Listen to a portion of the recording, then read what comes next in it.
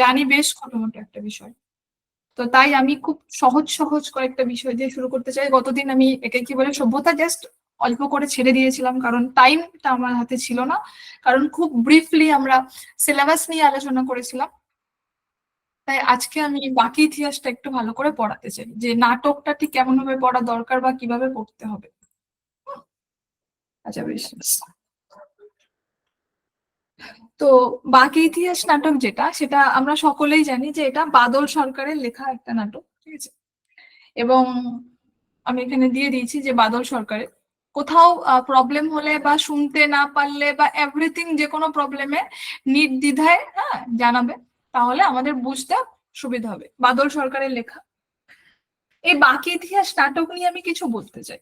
যেমন ধরো, এর রচনা তো লেখা আছে, আমি আর এরকম করে করে আর অন্যদের মতন স্লাইড দিয়ে দিয়ে পড়াবো না, যেহেতু লেখা আছে আমি এটা দিয়ে দেবো, তোমরা নিজেরা পড়ে নেবে।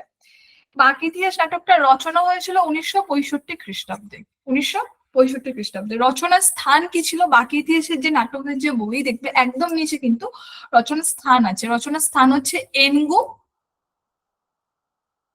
এই এনগুটা কোথায়? না, এটা নাইজেরিয়াতে।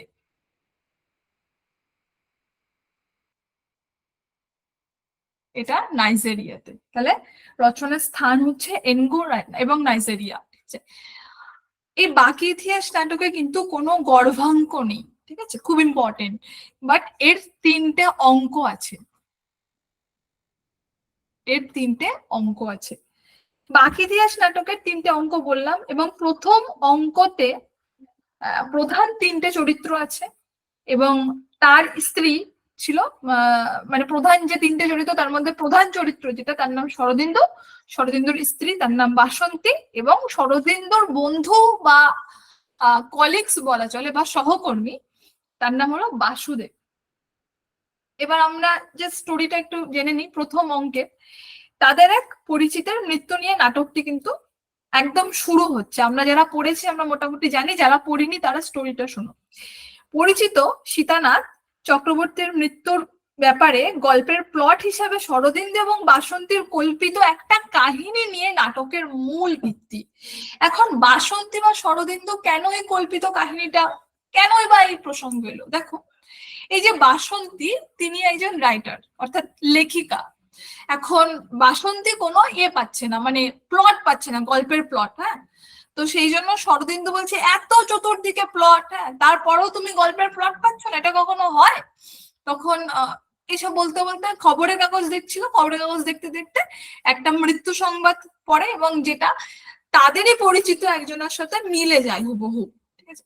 তো সেটা নিয়েই মোটামুটি দুজন দুজনের মতন করে গল্পের প্লট ভাবতে থাকলো, ওই মৃত্যুটাকে কেন্দ্র করেই সেটা নিয়েই টোটাল বাকি ইতিহাস নাটক। এখন আমি মোটামুটি স্টোরিটা একটা জাস্ট সারাংশটুকু বললাম, মানে সারাংশ ইন দ্য সেন্স কনক্লুশনও বলা চলে, ঠিক আছে।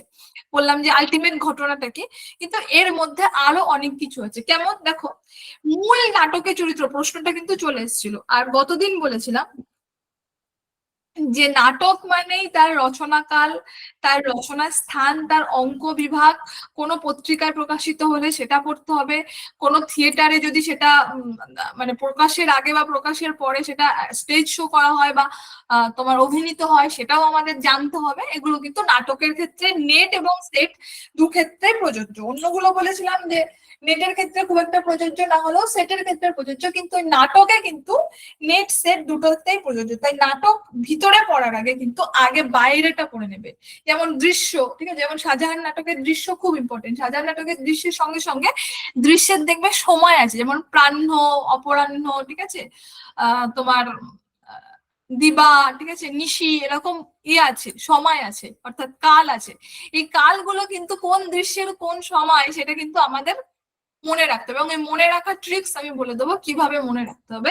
এখান থেকে পরপর 2-3 বছর প্রশ্ন এসছে, এবং ভবিষ্যতেও আসার 100% সম্ভাবনা রয়েছে। তো এই নাটকেরও মূল চরিত্র কিন্তু 3জন আছে। এই মূল চরিত্র কে, মানে কে কে? না, শরদিন্দুনাথ যার কথা বললাম, এনার পরিচয় কি বা ইনি কি করেন? না, ইনি বাংলার অধ্যাপক, ঠিক আছে। তারপরে আমরা আসছি বাসন্তী। এই বাসন্তী হচ্ছে শরদিন্দুর স্ত্রী, এবং এর আরো একটা পরিচয় আছে, সেই পরিচয়টা হচ্ছে ইনি একজন লেখিকা, উঠতে লেখিকা বলা চলে। নেক্সট যে আমরা মূল চরিত্রে আসছি তার নাম হচ্ছে বাসুদেব, ঠিক আছে। এই বাসুদেবকে না এ শরদিন্দুরি কলেজের দর্শন বিভাগের অধ্যাপক। এবার আমরা দুটো প্লট পাবো, মানে এটা হচ্ছে আসল গল্প অর্থাৎ আসল নাটক। এই নাটকের মধ্যে দুটো কল্পিত কাহিনী পাবো, একটা কল্পিত কাহিনী শরদিন্দুর এবং আরেকটা কল্পিত কাহিনী কিন্তু বাসন্তী, ঠিক আছে। তো শরদিন্দুর যে কল্পিত কাহিনী, সরি প্রথম বাসন্তী গল্পটা যেহেতু বলেছে প্রথম বাসন্তীর কথাই বলি। বাসন্তের যে কল্পিত কাহিনী বা কল্পনা প্রবণ যে কাহিনীটা ছিল, তার মূল চরিত্র হচ্ছে সীতানাথ চক্রবর্তী। ইনি কে ছিলেন না, ইনি একজন মধ্যবিত্ত চাকুরে, ঠিক আছে, কিন্তু কিসের চাকরি করতেন সেটা খুব একটা উল্লেখ নেই। তারপরে কণা বলে একটা চরিত্র আছে, ক মূর্ধন্য আকার। ইনি কি কে ছিলেন না, ইনি সীতানাথের স্ত্রী। তারপরে নিখিল, এই নিখিল হলেন সীতানাথের একজন ধনী বন্ধু।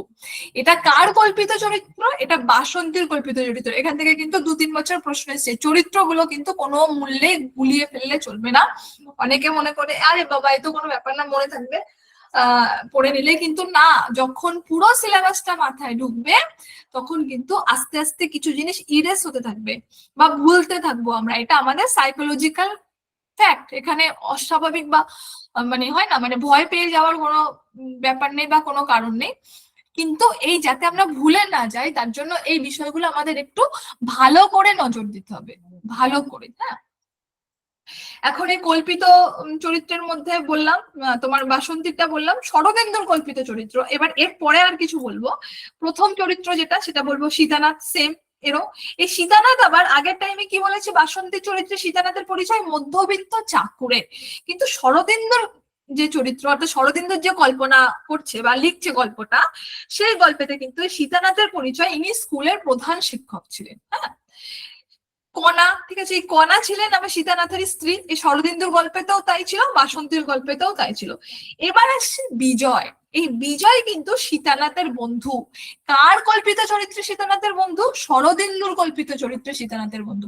মনে করে দেখো, বাসন্তীর কল্পিত চরিত্রে কিন্তু সীতানাথের বন্ধু ছিল নিখিল, আবার মূল নাটকে কিন্তু শরদিন্দুর বন্ধু ছিল বাসুদেব। অর্থাৎ এই যে 3 বন্ধু চরিত্র আমরা পাচ্ছি, বাসুদেব, নিখিল এবং বিজয়, এই 3 বন্ধু চরিত্রকে কিন্তু আলাদা জায়গায় রাখতে হবে, যার জায়গায় তাকে রাখতে হবে। এটার ঘরে ওটা, ওটার ঘরে সেটা, কোনোভাবে চাপালে চলবে না। নেক্সট আরেকটা চরিত্র আসছে শরদিন্দুর কল্পিত কাহিনীতে, সেটা হচ্ছে বিধুভূষণ। এই বিধুভূষণ বাবু ছিলেন এই সীতানাথের শিক্ষক মহাশয়, আবার সেই সঙ্গে সঙ্গে সীতানাথ যে স্কুলে চাকরি করতেন বা যে স্কুলের প্রধান শিক্ষক ছিলেন সেই স্কুলের একজন সেক্রেটারি। আচ্ছা, এবার বলো চরিত্র নিয়ে কি কোনো মানে অস্পষ্টতা আছে, বা যদি না থাকে তাহলে আমি নেক্সট এতে যাব।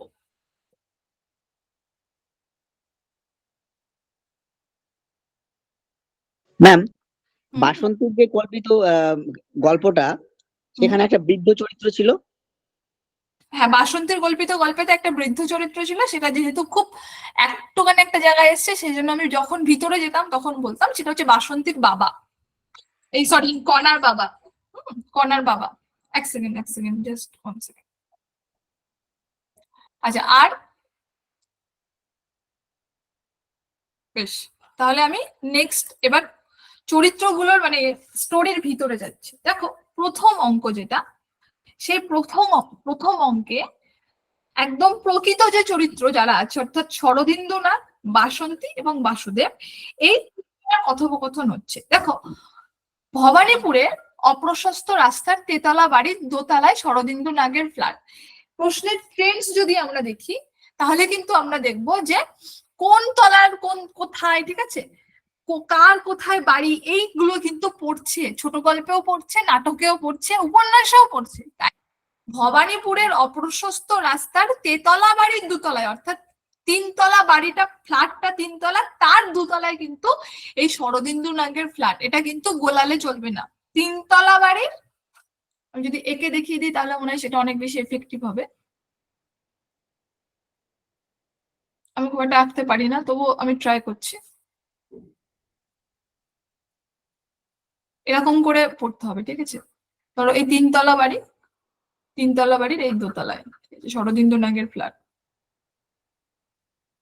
আমরা যদি খাতার পাশে, ঠিক আছে, যেখানে আমরা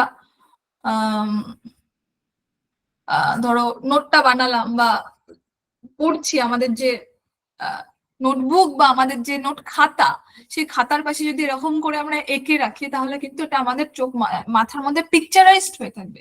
পিকচারাইজড ইন দ্য সেন্স এনসিএফ, অর্থাৎ ন্যাশনাল কারিকুলাম ফ্রেমওয়ার্ক, এগুলো আমাদের পেপার ওয়ানে লাগবে, ঠিক আছে? এটা 2005, এনইপি 2020, ঠিক আছে? এই যে এনইপি মানে ন্যাশনাল এডুকেশন পলিসি, এরা হচ্ছে কি করে, কেমন করে আমাদের মডার্ন এডুকেশনকে সাজানো যায় বা আরো কি কি করলে এডুকেশন আরো অনেক বেশি এফেক্টিভ হবে, সেই সব নিয়ে এদের কাজ করবার। তো ন্যাশনাল কারিকুলাম ফ্রেমওয়ার্ক যেটা 2005-এ পাবলিশ করেছিল, এবং এনইপি যেটা আমরা জানি খুব রমরম করছে এখন বাজারে, মানে বাজারে ইন দ্য সেন্স এডুকেশন ফিল্ডে, সেটা এনইপি 2020, দুটোতেই কিন্তু বলা হয়েছে যে আমরা সবসময় পিকচারাইজ করে পড়বো, মানে স্টুডেন্টদেরকে বলা হয়েছে পিকচারাইজড করে পড়তে, টিচারদেরকে বলা হয়েছে পিকচারাইজড করে পড়াতে এবং রিয়েল লাইফের সঙ্গে রিলেট করে পড়াতে, যাতে করে একজন স্টুডেন্টের মাথায় এক্সট্রা প্রেশার না পড়ে। আর একটা জিনিস বলেছে, মুখস্থ বিদ্যা থেকে একটু দূরে থাকতে। এই মুখস্থ বিদ্যাটাকে আমরা এডুকেশনের ভাষায় বলবো মেমোরি নলেজ। আমি একটু টপিক থেকে বেরোচ্ছি, যেহেতু আমার মনে হলো বলে দিই, এগুলো যেহেতু আমাদের মানে পেপার ওয়ানের বিষয়, সেজন্য আমার বলতে হচ্ছে।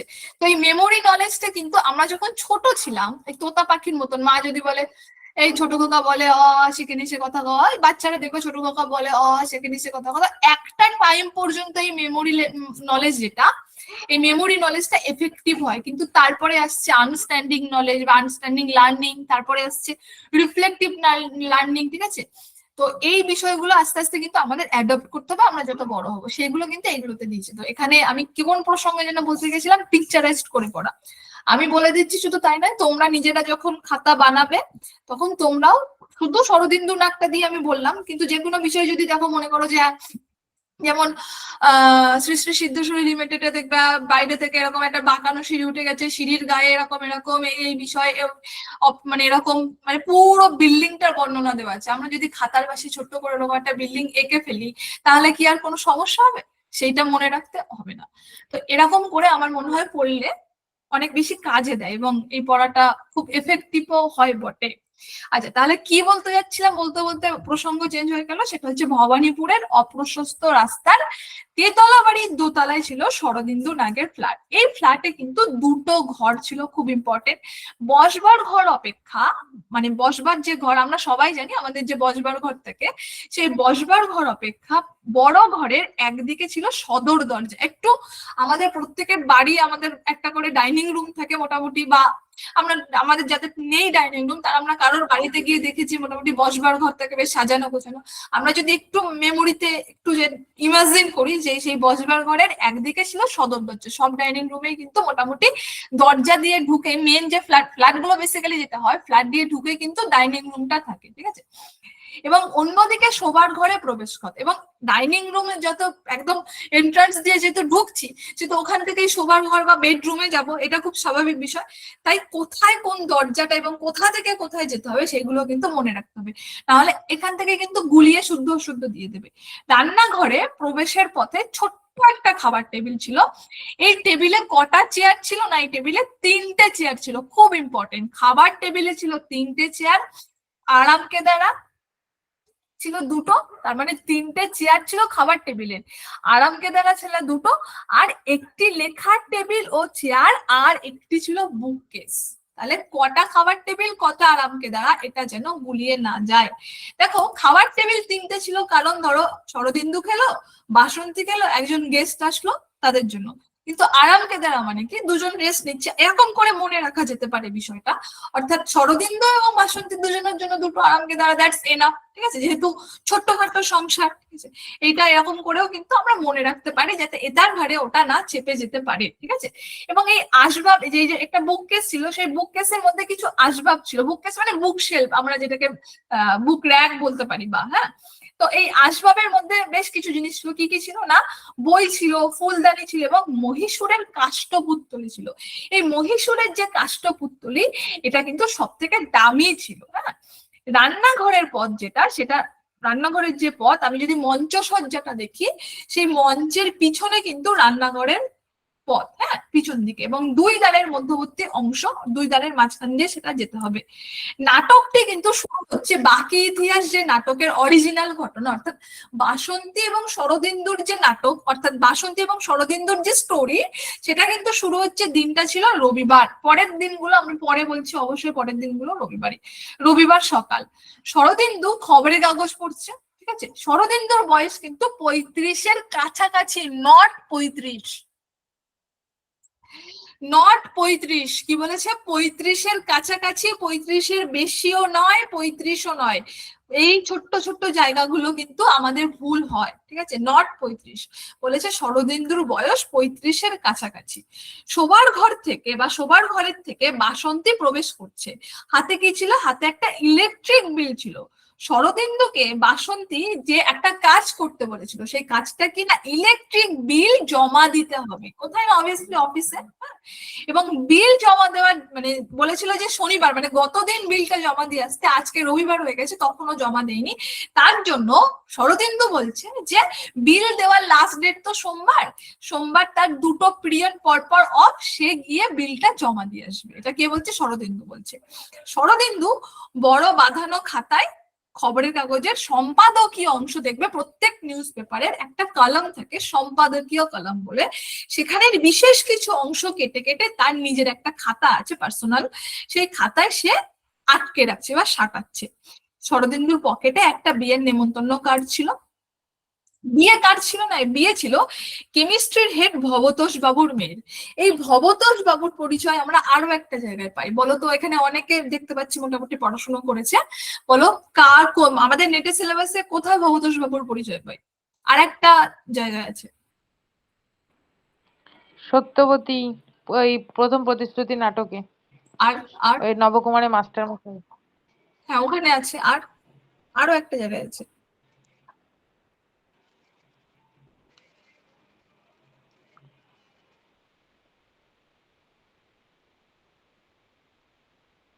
রবীন্দ্র সাহিত্য বলে দিলাম, এবার বলো ওর মধ্যে। চতুরঙ্গ নাকি? একদম, চতুরঙ্গে। তো বিয়ে ছিল কার? কেমিস্ট্রির হেড ভবতোষ বাবুর মেয়ে। এখানে আমরা একটা উক্তি পাই, শরদিন্দু বলছে, নইলে সায়েন্স সেকশনের সঙ্গে আমাদের কোনো সম্পর্ক নেই, বা আমাদের বিশেষ কোনো সম্পর্ক নেই। দেখো কেন এই কথাটা বলেছে, কারণ এখানে শরদিন্দুর ওই ভবতোষের মেয়ের বিয়েতে যাওয়ার একটা প্রসঙ্গ উঠেছে। বলছে যে না, যেহেতু ও কেমিস্ট্রি ডিপার্টমেন্টে ছিল ভবতোষ, আবার শরদিন্দু ছিল বাংলা ডিপার্টমেন্টের আর্টসের, তাই সেই প্রসঙ্গে বলছে যে না, সায়েন্স সেকশনের সঙ্গে আমাদের বিশেষ তেমন কোনো সম্পর্ক নেই। শরদিন্দু বাসন্তীকে ট্রেনে করে ঘুরতে যাওয়ার কথা বলেছিল। তো ট্রেনে করে কোথায় ঘুরতে যাওয়ার কথা বলেছিল? আবার শরদিন্দু বাসন্তীকে দ্বিতীয়বার একবার জায়গায় ঘুরতে যাওয়ার কথা বলেছিল, সেটা হচ্ছে বাসে করে। তো ট্রেনে করে কোথায় ঘুরতে যাওয়ার কথা বলেছিল? ডায়মন্ড হারবার। বাসে করে ঘুরতে যাওয়ার কথা বলেছিল বোটানিক্যাল গার্ডেন। দুপুরে খাওয়ার পর যাওয়ার কথা বলেছিল কিন্তু এই বোটানিক্যাল গার্ডেনে। তাহলে ট্রেনে করে কোথায় গেছিল এবং বাসে করে কোথায় গেছিল, এগুলো কিন্তু আমাদের আলাদা আলাদা করে মনে রাখতে হবে। ধরো প্রশ্ন ঠিক এমন ভাবেই দিয়ে দেবে, শরদিন্দু বাসন্তীকে বাসে করে ঘুরতে যাওয়ার কথা বলেছিল ডায়মন্ড হারবার। বলো, আমি যদি খুব ইজিলি পড়ি, আমি সমস্ত স্টোরি জানি, শরদিন্দু কি বলছে, বাসন্তী কি বলছে, বিজয় কি বলছে, বাসুদেব কি বলছে, নিখিল কি বলছে, কিন্তু এই ছোট্ট জায়গায় একটা প্রশ্ন দিয়ে দিল, ব্যাস হয়ে গেল, পুরো পড়াটাই মাটি হয়ে গেল। তাই আমি 50% সিলেবাস পড়বো, কিন্তু ওই 50%-এর মধ্যে যেন 50টা জায়গায়, 50টা প্রশ্নের মধ্যে যেন 40টা প্রশ্ন আমি ঠিক করে আসতে পারি, ঠিক এমন ভাবে পড়তে হবে। কোনো জায়গা কিন্তু 1 ইঞ্চি ছাড়া যাবে না। আর এনটিএ নেটের প্রচন্ড কম্পিটিশন, সবাই খুব ভালো করে জানি যে মোটামুটি 100 জন পরীক্ষা দিলে নিয়ম ওদের 6 জনকে পাশ করানো, কিন্তু কোনো কালেই বাংলা ডিপার্টমেন্টে অন্তত করায় না, ওই 4 জনকেই পাশ করায়। তাহলে 100 জনের মধ্যে 4 জনকে পাশ করাবে, সুতরাং সেই 4 জনের মধ্যে আসাটা কিন্তু মানে বেশ কঠিন, আবার মজার, ঠিক আছে। ভালো করে পড়লে এই সাকসেসটাকে একটু বেশ ভালো করে এনজয় করা যায়। সুতরাং এই বিষয়গুলো একটু নজর দিতে হবে। আচ্ছা, বাসন্তী ডায়মন্ড হারবার যাওয়ার আগে মশারি কাচার কথা বলে, ঠিক আছে, কারণ সে বলতে যে অনেক মশারি টশারি কাছা হয়নি, রবিবার ছিল যেহেতু, ঠিক আছে। তো মণিবাবুদের বাড়ি কিন্তু একবার যেতে হবে শিগগির, এটা কে বলছে? বাসন্তী বলছে। এখানে মণিবাবুর উল্লেখ পাই, তাহলে যদি প্রশ্ন আসে যে এই মণিবাবুর উল্লেখ আমরা কার গল্পে পাই, তখন কিন্তু এটা আমাদের বলতে হবে যে না, মূল নাটকের চরিত্রে কিন্তু আমরা মণিবাবুর উল্লেখ পাই। মণিবাবুরা যতবার এখানে এসেছিল বা বাসন্তীদের বাড়ি এসেছিল, দুবার কিন্তু বাসন্তীদের বাড়ি এসেছিল। মণিদের বাড়ি আজকে সেরে আসতে চাও কি? এটা কে বলছে? এটা শরদিন্দু বলছে যে মণিদের বাড়ি কি আজকে সেরে আসতে চাও? আচ্ছা বেশ। শরদিন্দুকে কলেজ ম্যাগাজিনে কিন্তু 3টে প্রবন্ধ, এই প্রশ্নটা 2-3 বার এসছে, ঠিক আছে? শরদিন্দুকে কলেজ ম্যাগাজিনে বছরে 3টে করে প্রবন্ধ লিখতে হয়, মনে রাখতে হবে। তাহলে শরদিন্দুকে কলেজ ম্যাগাজিনে বছরে কটা করে প্রবন্ধ লিখতে হয়, এরকম যদি প্রশ্ন আসে তখন আমাদের নির্দ্বিধায় বলে দিতে হবে, একদম চোখ কান নাক বন্ধ করে, না বছরে 3টে করে প্রবন্ধ লিখতে হয়। আচ্ছা, শরদিন্দু পেশায় ছিলেন কে? না পেশায় কলেজের একজন লেকচারার ছিলেন, ঠিক আছে? এখন যেটাকে আমরা ওই অধ্যাপক বলি, অ্যাসিস্ট্যান্ট প্রফেসর বলি, একটা সময় সেটাকে লেকচারার বলা হতো। হ্যাঁ, তো দূর আগে ভালো লাগতো, এখন আর বলে বিশ্বসূচক চিহ্ন দিয়েছে। এটা কে বলছে? না শরদিন্দু। এখানে শরদিন্দুর লেখার কথা বলা হয়েছে। বাসন্তী যখন শরদিন্দুকে বলছে ঠিক আছে তুমি লেখো না, তখন শরদিন্দু বলছে দূর আগে ভালো লাগতো, এখন আর বলে শরদিন্দু আর কিছু বলেনি, ঠিক আছে? তো শরদিন্দুর এবার প্রবন্ধ লেখার যে বিষয়টা ছিল, অর্থাৎ ওকে তো বছরে 3টে করে প্রবন্ধ লিখতো এবং এখন ওকে একটা প্রবন্ধ লেখার দায়িত্ব দেওয়া দিয়েছে কলেজ থেকে, ঠিক আছে, কলেজ ম্যাগাজিনে লেখার জন্য। সেই প্রবন্ধের বিষয় ছিল নাট্য সাহিত্যে আধুনিকতা। এটা কিন্তু মনে রাখতে হবে, এটাও প্রশ্ন এসেছে এবং খুব ইম্পর্টেন্ট। তাহলে শরদিন্দুর লেখার বিষয় ছিল নাট্য সাহিত্যে আধুনিকতা।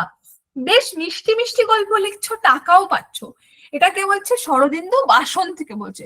আমি বললাম বাসন্তী কিন্তু উঠতি একজন লেখিকা, তাই বলছে যে বেশ মিষ্টি মিষ্টি লেখা পাচ্ছ, মানে লেখাও লিখছো আবার টাকাও পাচ্ছ।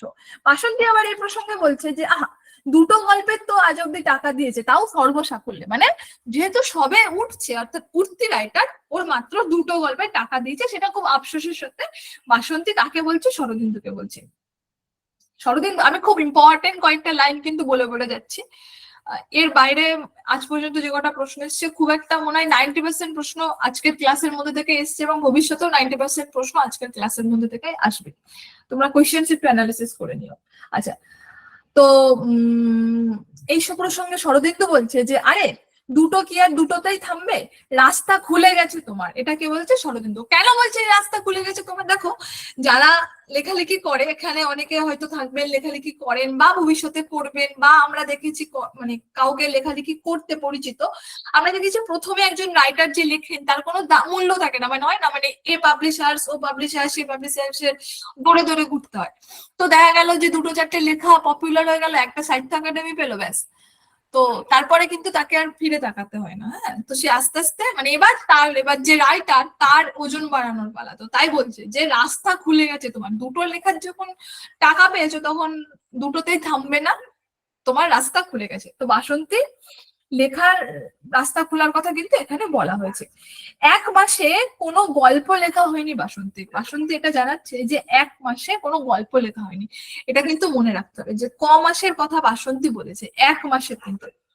শরদিন্দু এই সময় বলছে প্লট, যেহেতু গল্প লেখা হয়নি, কারণ বাসন্তী তার কারণ হিসাবে বলছে আরে কোনো প্লটই পাচ্ছি না। Plot in the sense story, মানে ধরো সাপোজ একটা গল্প লিখবে, সেটা স্টোরি কি হবে? ধরো স্টোরি হতে পারে বর্তমান সময়ের দ্রব্যমূল্য বৃদ্ধি, হ্যান ত্যান আবিজাবি, ধরো কেউ রাস্তা দিয়ে যাচ্ছে, যেতে যেতে রাস্তার পাশে একটা সুন্দর একটা মুহূর্ত দেখলো, সেটা নিয়েও একটা গল্প হতে পারে, বা উপন্যাস হতে পারে, বা ছোট গল্প হতে পারে, বা নাটক হতে পারে, অ্যাজ ইউজুয়াল, ঠিক আছে? তো এরকম কোনো সুন্দর স্টোরি বাসন্তী পাচ্ছে না, সেটা বাসন্তীর বক্তব্য ছিল। শরদিন্দু এই প্রসঙ্গে বলছে এখানে দেখো আমাদের দেখতে হবে যে পজিটিভিটি, যারা পজিটিভ তাদের কিন্তু আলাদা করে কোনো এক্সকিউজ থাকে না। আমার মতন পাবলিক যেমন 1000টা এক্সকিউজ দেয়, এটা না, এটা হচ্ছে না, মানে এই জন্য হচ্ছে না, ঠিক আছে, আমি এখানে পড়তে পারছি না, আমি এখানে থাকতে পারছি না, আমি এটা খেতে পারছি না, দ্যাট ইজ কল্ড এক্সকিউজ। কিন্তু যে ভালো, যেমন বিদ্যাসাগরের বাড়িতে তোমার লাইট ছিল না বলে সে রাস্তার লাইটের নিচে গিয়ে পড়তো। আমাদের বাড়িতে লাইট না থাকলে আমরা, মানে যদি 2 ঘন্টার জন্য কারেন্ট চলে যায়, আমরা বাড়ি মাথায় করে দিই যে কারেন্ট কেন আসছে না, কারেন্ট কেন আসছে না, কারেন্ট কেন আসছে না। হ্যাঁ, ইন্টারনেট চলে গেলে তো মাথা আরো খারাপ হয়ে যাবে। তো এই সমস্ত বললে হবে না। সেই জন্য শরদিন্দু বলছে যে প্লট, সমস্ত দুনিয়া গল্পের প্লটে ঠাসা, জীবনটাই তো গল্পের প্লট। অর্থাৎ কি বলছে যে প্লট আলাদা করে তো খোঁজার দরকার নেই, আমাদের সমস্ত দুনিয়া, আমাদের জীবন, এগুলোই তো গল্পের প্লট, এখান থেকে আমরা স্টোরি তুলতে পারি। এটা হচ্ছে শরদিন্দু বাসন্তীকে বোঝাচ্ছে বা বলছে। এ মুহূর্তে বাসুদেব এসে বলছে যে এক বালতি সাইজের থার্মোফ্লাক্স আপনাদের প্রেজেন্ট করতেই হচ্ছে। কেন প্রেজেন্ট করতে হচ্ছে না, চা খাওয়ার প্রসঙ্গে এটা বলেছে। হ্যাঁ, যে বাসুদেব যে মানে একটা বালতি সাইজের থার্মোফ্লাক্স, মনে রাখতে হবে কিন্তু কিরকম থার্মোফ্লাক্স না, বালতি সাইজের থার্মোফ্লাক্স ও বাসন্তী এবং শরদিন্দুকে প্রেজেন্ট করতে চায়, কারণ চা খাওয়ার প্রসঙ্গে এটা বলা হয়েছে। প্রতি রবিবার এক বালতি চা করে রাখতে কিন্তু বাসুদেব বাসন্তীকে বলেছে। বারবার বলছি, এই তিনটে বন্ধুর নাম কিন্তু গোলালে চলবে না। অরিজিনাল যে স্টোরি সেখানে ওই বন্ধুর নাম বাসুদেব, তোমার বাসন্তীর যে স্টোরি সেখানে বন্ধুর নাম নিখিল, শরদিন্দুর যে স্টোরি অর্থাৎ শরদিন্দুর কল্পিত যে স্টোরি সেখানে বন্ধুর নাম, কেউ একটা বলো, বিজয়। বিজয়। এখান থেকে কিন্তু প্রশ্ন এসেছে দু একবার, ঠিক আছে, খুব ইম্পর্টেন্ট এই জায়গাগুলো, অর্থাৎ যে জায়গাগুলো ইম্পর্টেন্ট সেই জায়গাগুলো কিছুতেই ছাড়া যাবে না। হ্যাঁ, তো বাসুদেবের বিয়ে হয়েছে কত বছর, এখানে একবার আছে যে বাসুদেবের বিয়ে হয়েছে 4 বছর, একবার বলা আছে, ঠিক আছে। আবার সেই প্রসঙ্গে এসেছে বাসন্তীর বিয়ে বছরের কথা, বাসন্তীর বিয়ে হয়েছে টোটাল 11 বছর হলো। এখানে বাসুদেব বলছে যে কর্তা কলেজের ছাত্রদের বৈষ্ণব সাহিত্য পড়াচ্ছেন, বাড়িতে বোঝাচ্ছেন গিন্নিকে। বৈষ্ণব সাহিত্যের কথা বলেছে কারণ যেহেতু বাংলার প্রফেসর তোমার শরদিন্দু ছিল, শরদিন্দু বাসুদেবকে তার স্ত্রীকে যে বিষয় পড়াতে বলে সেটা হচ্ছে ফিলোসফি। যেহেতু ও বৈষ্ণব সাহিত্যকে পড়াতে বলছে সেই জন্য শরদিন্দু বলছে তুমিও পড়াও ফিলোসফি, ঠিক আছে, যেহেতু ও ফিলোসফির প্রফেসর। তো ভবতোষ মিত্তির যে আমার জ্ঞাতি সম্পর্কে, অর্থাৎ বাসুদেবের কিন্তু একটা রিলেটিভ হয় এই ভবতোষ মিত্তির। আর বাসুদেব কি বলেছে, সেই সঙ্গে গিয়ে প্রিন্সিপালকেও একটু তেল দেওয়ার কথা, আমি আমার মতন করে বলছি, মানে প্রিন্সিপাল সঙ্গে একটু ঠিকঠাক করে আলাপচারিতা করা যাবে, এরকম কিছু একটা লাইন ছিল। সেই জন্য বলেছে যে হ্যাঁ আমি ভবতোষ মিত্তিরের মেয়ের বিয়েতে যাব। বাসুদেব এটা জানাচ্ছে, কাকে জানাচ্ছে, শরদিন্দুকে জানাচ্ছে। বাসন্তী এই সময় বলছে যে বাসুদেব একটা জায়গায় বলছে যে মেয়েরা খুব একটা লজিক টজিক বোঝে না। তো বাসন্তী এই সময় বলছে যে ও মেয়েরা লজিক বোঝে না। এই তো শরদিন্দু কলেজের লেকচারার যত বছর ছিল, খুব ইম্পর্টেন্ট এটা, সেটা হচ্ছে টোটাল, আমি একদম শেষে একদম সংখ্যাগুলো সব বলে দেবো, কার কত বছর বিয়ে হয়েছে, সে কে কবে মাধ্যমিক পাস করেছে, কে কত বছর লেকচারার ছিল, কত বছর পর কনার বিয়ে হয়েছে, মানে কত বছর সাথে কনার সাথে দেখা হয়েছে, কার কত বয়স, পুরো সংখ্যাগুলো একসাথে লিস্ট আউট করে দেবো। তো এখন তাও যেহেতু প্রসঙ্গানুক্রমে চলে আসলো, বলে দিচ্ছি শরদিন্দু যত বছর কলেজের লেকচারার ছিল টোটাল 13 বছর কিন্তু কলেজের লেকচারার ছিল। শরদিন্দু কলেজ থেকে যিনি মানে শরদিন্দুর কলেজ থেকে চলে যাবেন কে একটা রটনা উঠেছিল, অর্থাৎ হয় না মানে লোকের মুখে মুখে একটা রটনা উঠেছিল, সেটা হরে কৃষ্ণ বাবু বলে একজন ছিলেন যিনি শরদিন্দুর আগের পোস্টে ছিল, অর্থাৎ একটা প্রমোশন উপরে ছিল।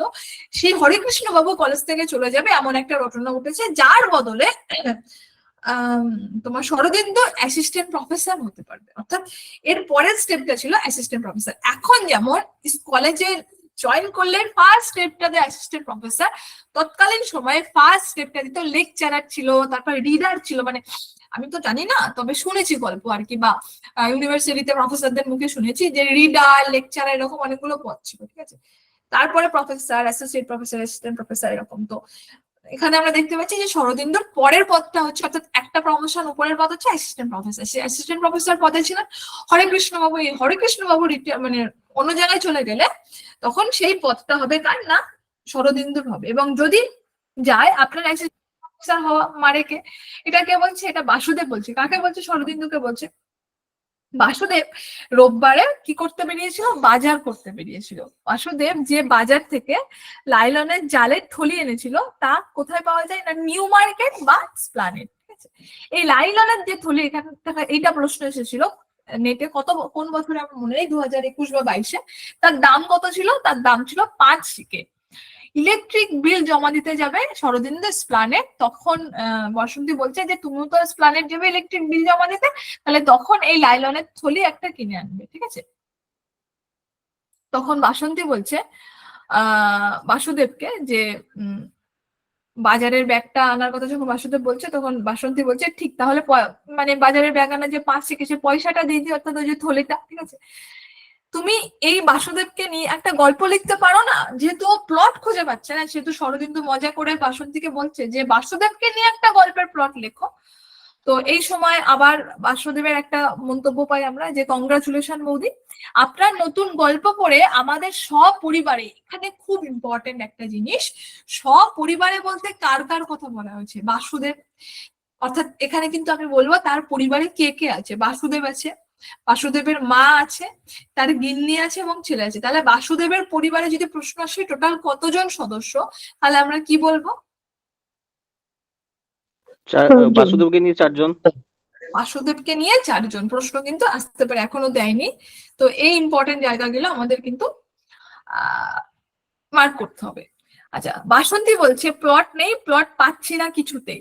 আবার বাসুদেব বলছে প্লট, এত বড় পৃথিবীতে প্লটের অভাব। এইবার দেখো, প্লট, এত বড় পৃথিবীতে প্লটের অভাব, এটা বলছে বাসুদেব। এইদিকে আবার প্লট, সমস্ত দুনিয়া তো গল্পের প্লটে ঘাসা, জীবনটাই তো গল্পের প্লট, এটা বলছে শরদিন্দু। সংলাপ দুটো কি গুলিয়ে যেতে পারে? সংলাপ দুটো কি গুলিয়ে যেতে পারে? সিমিলার কি মনে হচ্ছে?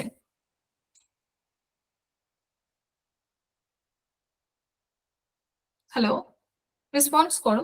না গুলিয়ে বলো যে গুলিয়ে যাবে না, একটু গোলানোর মতোই। সেই জন্য আমি বলছি। দেখো, এই সংলাপ দুটো একটা জিনিস করলে কিছুতেই গোলাবে না। বাসুদেব হচ্ছে কৃষ্ণের আরেকটা নাম, বাসুদেব, ঠিক আছে? কৃষ্ণ যখন ছোটবেলায় ওই হা করেছিল, তখন মুখের মধ্যে পৃথিবী দেখেছিল, ঠিক আছে, তার যশোদা মা। তো প্লট, এত বড় পৃথিবীতে গল্পের প্লট, পৃথিবীটা উল্লেখ পেলেই আমরা বাসুদেবকে জুড়ে দিতে পারবো কি, বা মনে করতে পারবো কি? আবার হ্যাঁ। আগে। হ্যাঁ হ্যাঁ। তাহলে আর আটটা নিয়ে, আর যেখানে পৃথিবী নেই সেটা শরদিন্দু, অর্থাৎ প্লট, সমস্ত দুনিয়া গল্পের প্লটে ঠাসা, জীবনটাই তো গল্পের প্লট, মনে রেখো কিন্তু। হ্যাঁ, আচ্ছা, বাসন্তীর গল্পের প্লট হিসেবে বাসুদেব যেটা বলেছেন, কি বলেছেন, যে ধরুন একজনের স্ত্রীর মেজাজ গরম হয়েছে। হ্যাঁ, বাসন্তীর গল্পের প্লট হিসেবে বাসুদেব এটা বলছে যে ধরুন একজনের স্ত্রীর মেজাজ গরম হয়েছে, তখন শরদিন্দু একটা প্রসঙ্গে বলছে এই সময় যে ওই তুচ্ছ ঘটনায় ওই তুচ্ছ ঘটনায় ঘটতে হয়তো অনেক কার্যকরণের খেলা চলছে, খুঁজলে দেখবে ঘটনাটা একটা সারি বাঁধা ঘটনা বলি চূড়ান্ত ফল।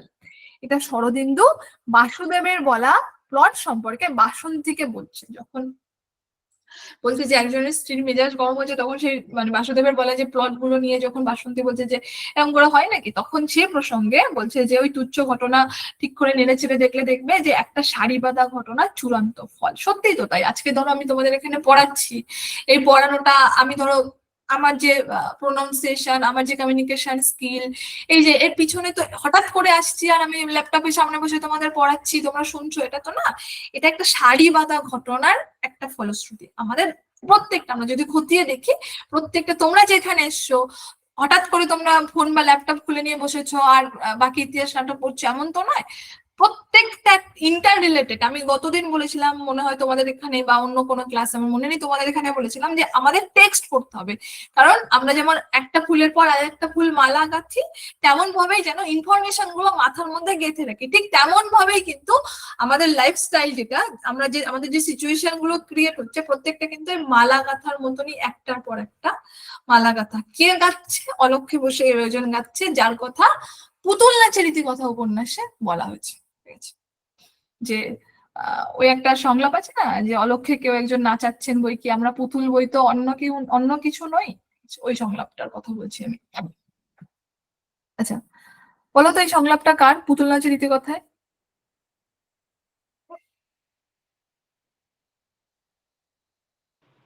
এটা কুসুমের বাবা অনন্তর। কুসুমের বাবার। একদম একদম কুসুমের বাবার। আচ্ছা, তো বাসন্তীর গল্পের প্লটের কথা বললাম। তো এখানে আমরা দেখবো যে আর কি কি প্লটের কথা এখানে বলা হয়েছে না, আর কি বলছে, জাপানের ভূমিকম্প, মোহনবাগানের জয়লাভ, পাটের বাজার দর প্রভৃতি গল্পের প্লট হবে, এ কথা বাসন্তী শরদিন্দুকে বলছে। যেহেতু এত করে বলছে, সেই জন্য তোমার বাসন্তী একটু হয় না, একটু ক্রিটিসাইজ করে বলেছে বটে এই কথাটা। বাসন্তী বলছে এবার ওই সময় দেখতে দেখতে ও সীতানাথের তোমার শরদিন্দু সীতানাথের আত্মহত্যার গল্পটা হঠাৎ করে পড়লো খবরের কাগজে। তো তখন বাসন্তীকে ওটা নিয়ে যখন প্লট লিখতে বলছে, তখন বাসন্তী বলছে যে আত্মহত্যা আজকাল কোনো সম্পাদক বরদাস্ত করে না। বাসন্তী গল্পের প্লট বিষয়ে শরদিন্দুকে কিন্তু এই কথাটা বলছে। সীতানাথ চক্রবর্তী, এবার আমরা দেখি সীতানাথের প্রসঙ্গ কিছুটা। সীতানাথ চক্রবর্তী ও তার স্ত্রী কণার সাথে আলাপ হয়েছিল বাসন্তীদের কোথায়, বোটানিক্যাল গার্ডেনে যখন তারা বেড়াতে গিয়েছিল তখন। এবং শরদিন্দু বাসন্তী সীতানাথের সঙ্গে এক বাসে করে ভবানীপুর অব্দি এসেছিল। সীতানাথ গলায় দড়ি দিয়ে আত্মহত্যা করেছিল, শরদিন্দু খবরের কাগজে এই খবর দেখেছিল। গল্পের প্লট শুরু হয়েছিল, ঠিক আছে, এখান থেকেই। এবার দেখো, এবার গল্পের প্লট শুরু হচ্ছে হচ্ছে সীতানাথ সম্পর্কে একটু বলি। সীতানাথের বাড়ি ছিল ভবানীপুর। সীতানাথ চক্রবর্তীর স্ত্রীর নাম ছিল কণা। সীতানাথের কোনো ছেলেপুলে ছিল না, সীতানাথ এবং কণার কোনো ছেলেপুলে ছিল না। ধরো এখানে বলা হচ্ছে যে ধরো কোনো একটা জিনিসের যদি কেউ খুব বেশি, খুব খুব অসম্ভব রকম বেশি দাম দেয়, আর তারপর হঠাৎ একদিন দেখে সব ধ্বংস হয়ে গেছে, সরি ধসে গেছে, বাসন্তী এটা আত্মহত্যা প্রসঙ্গে কাকে বলছে?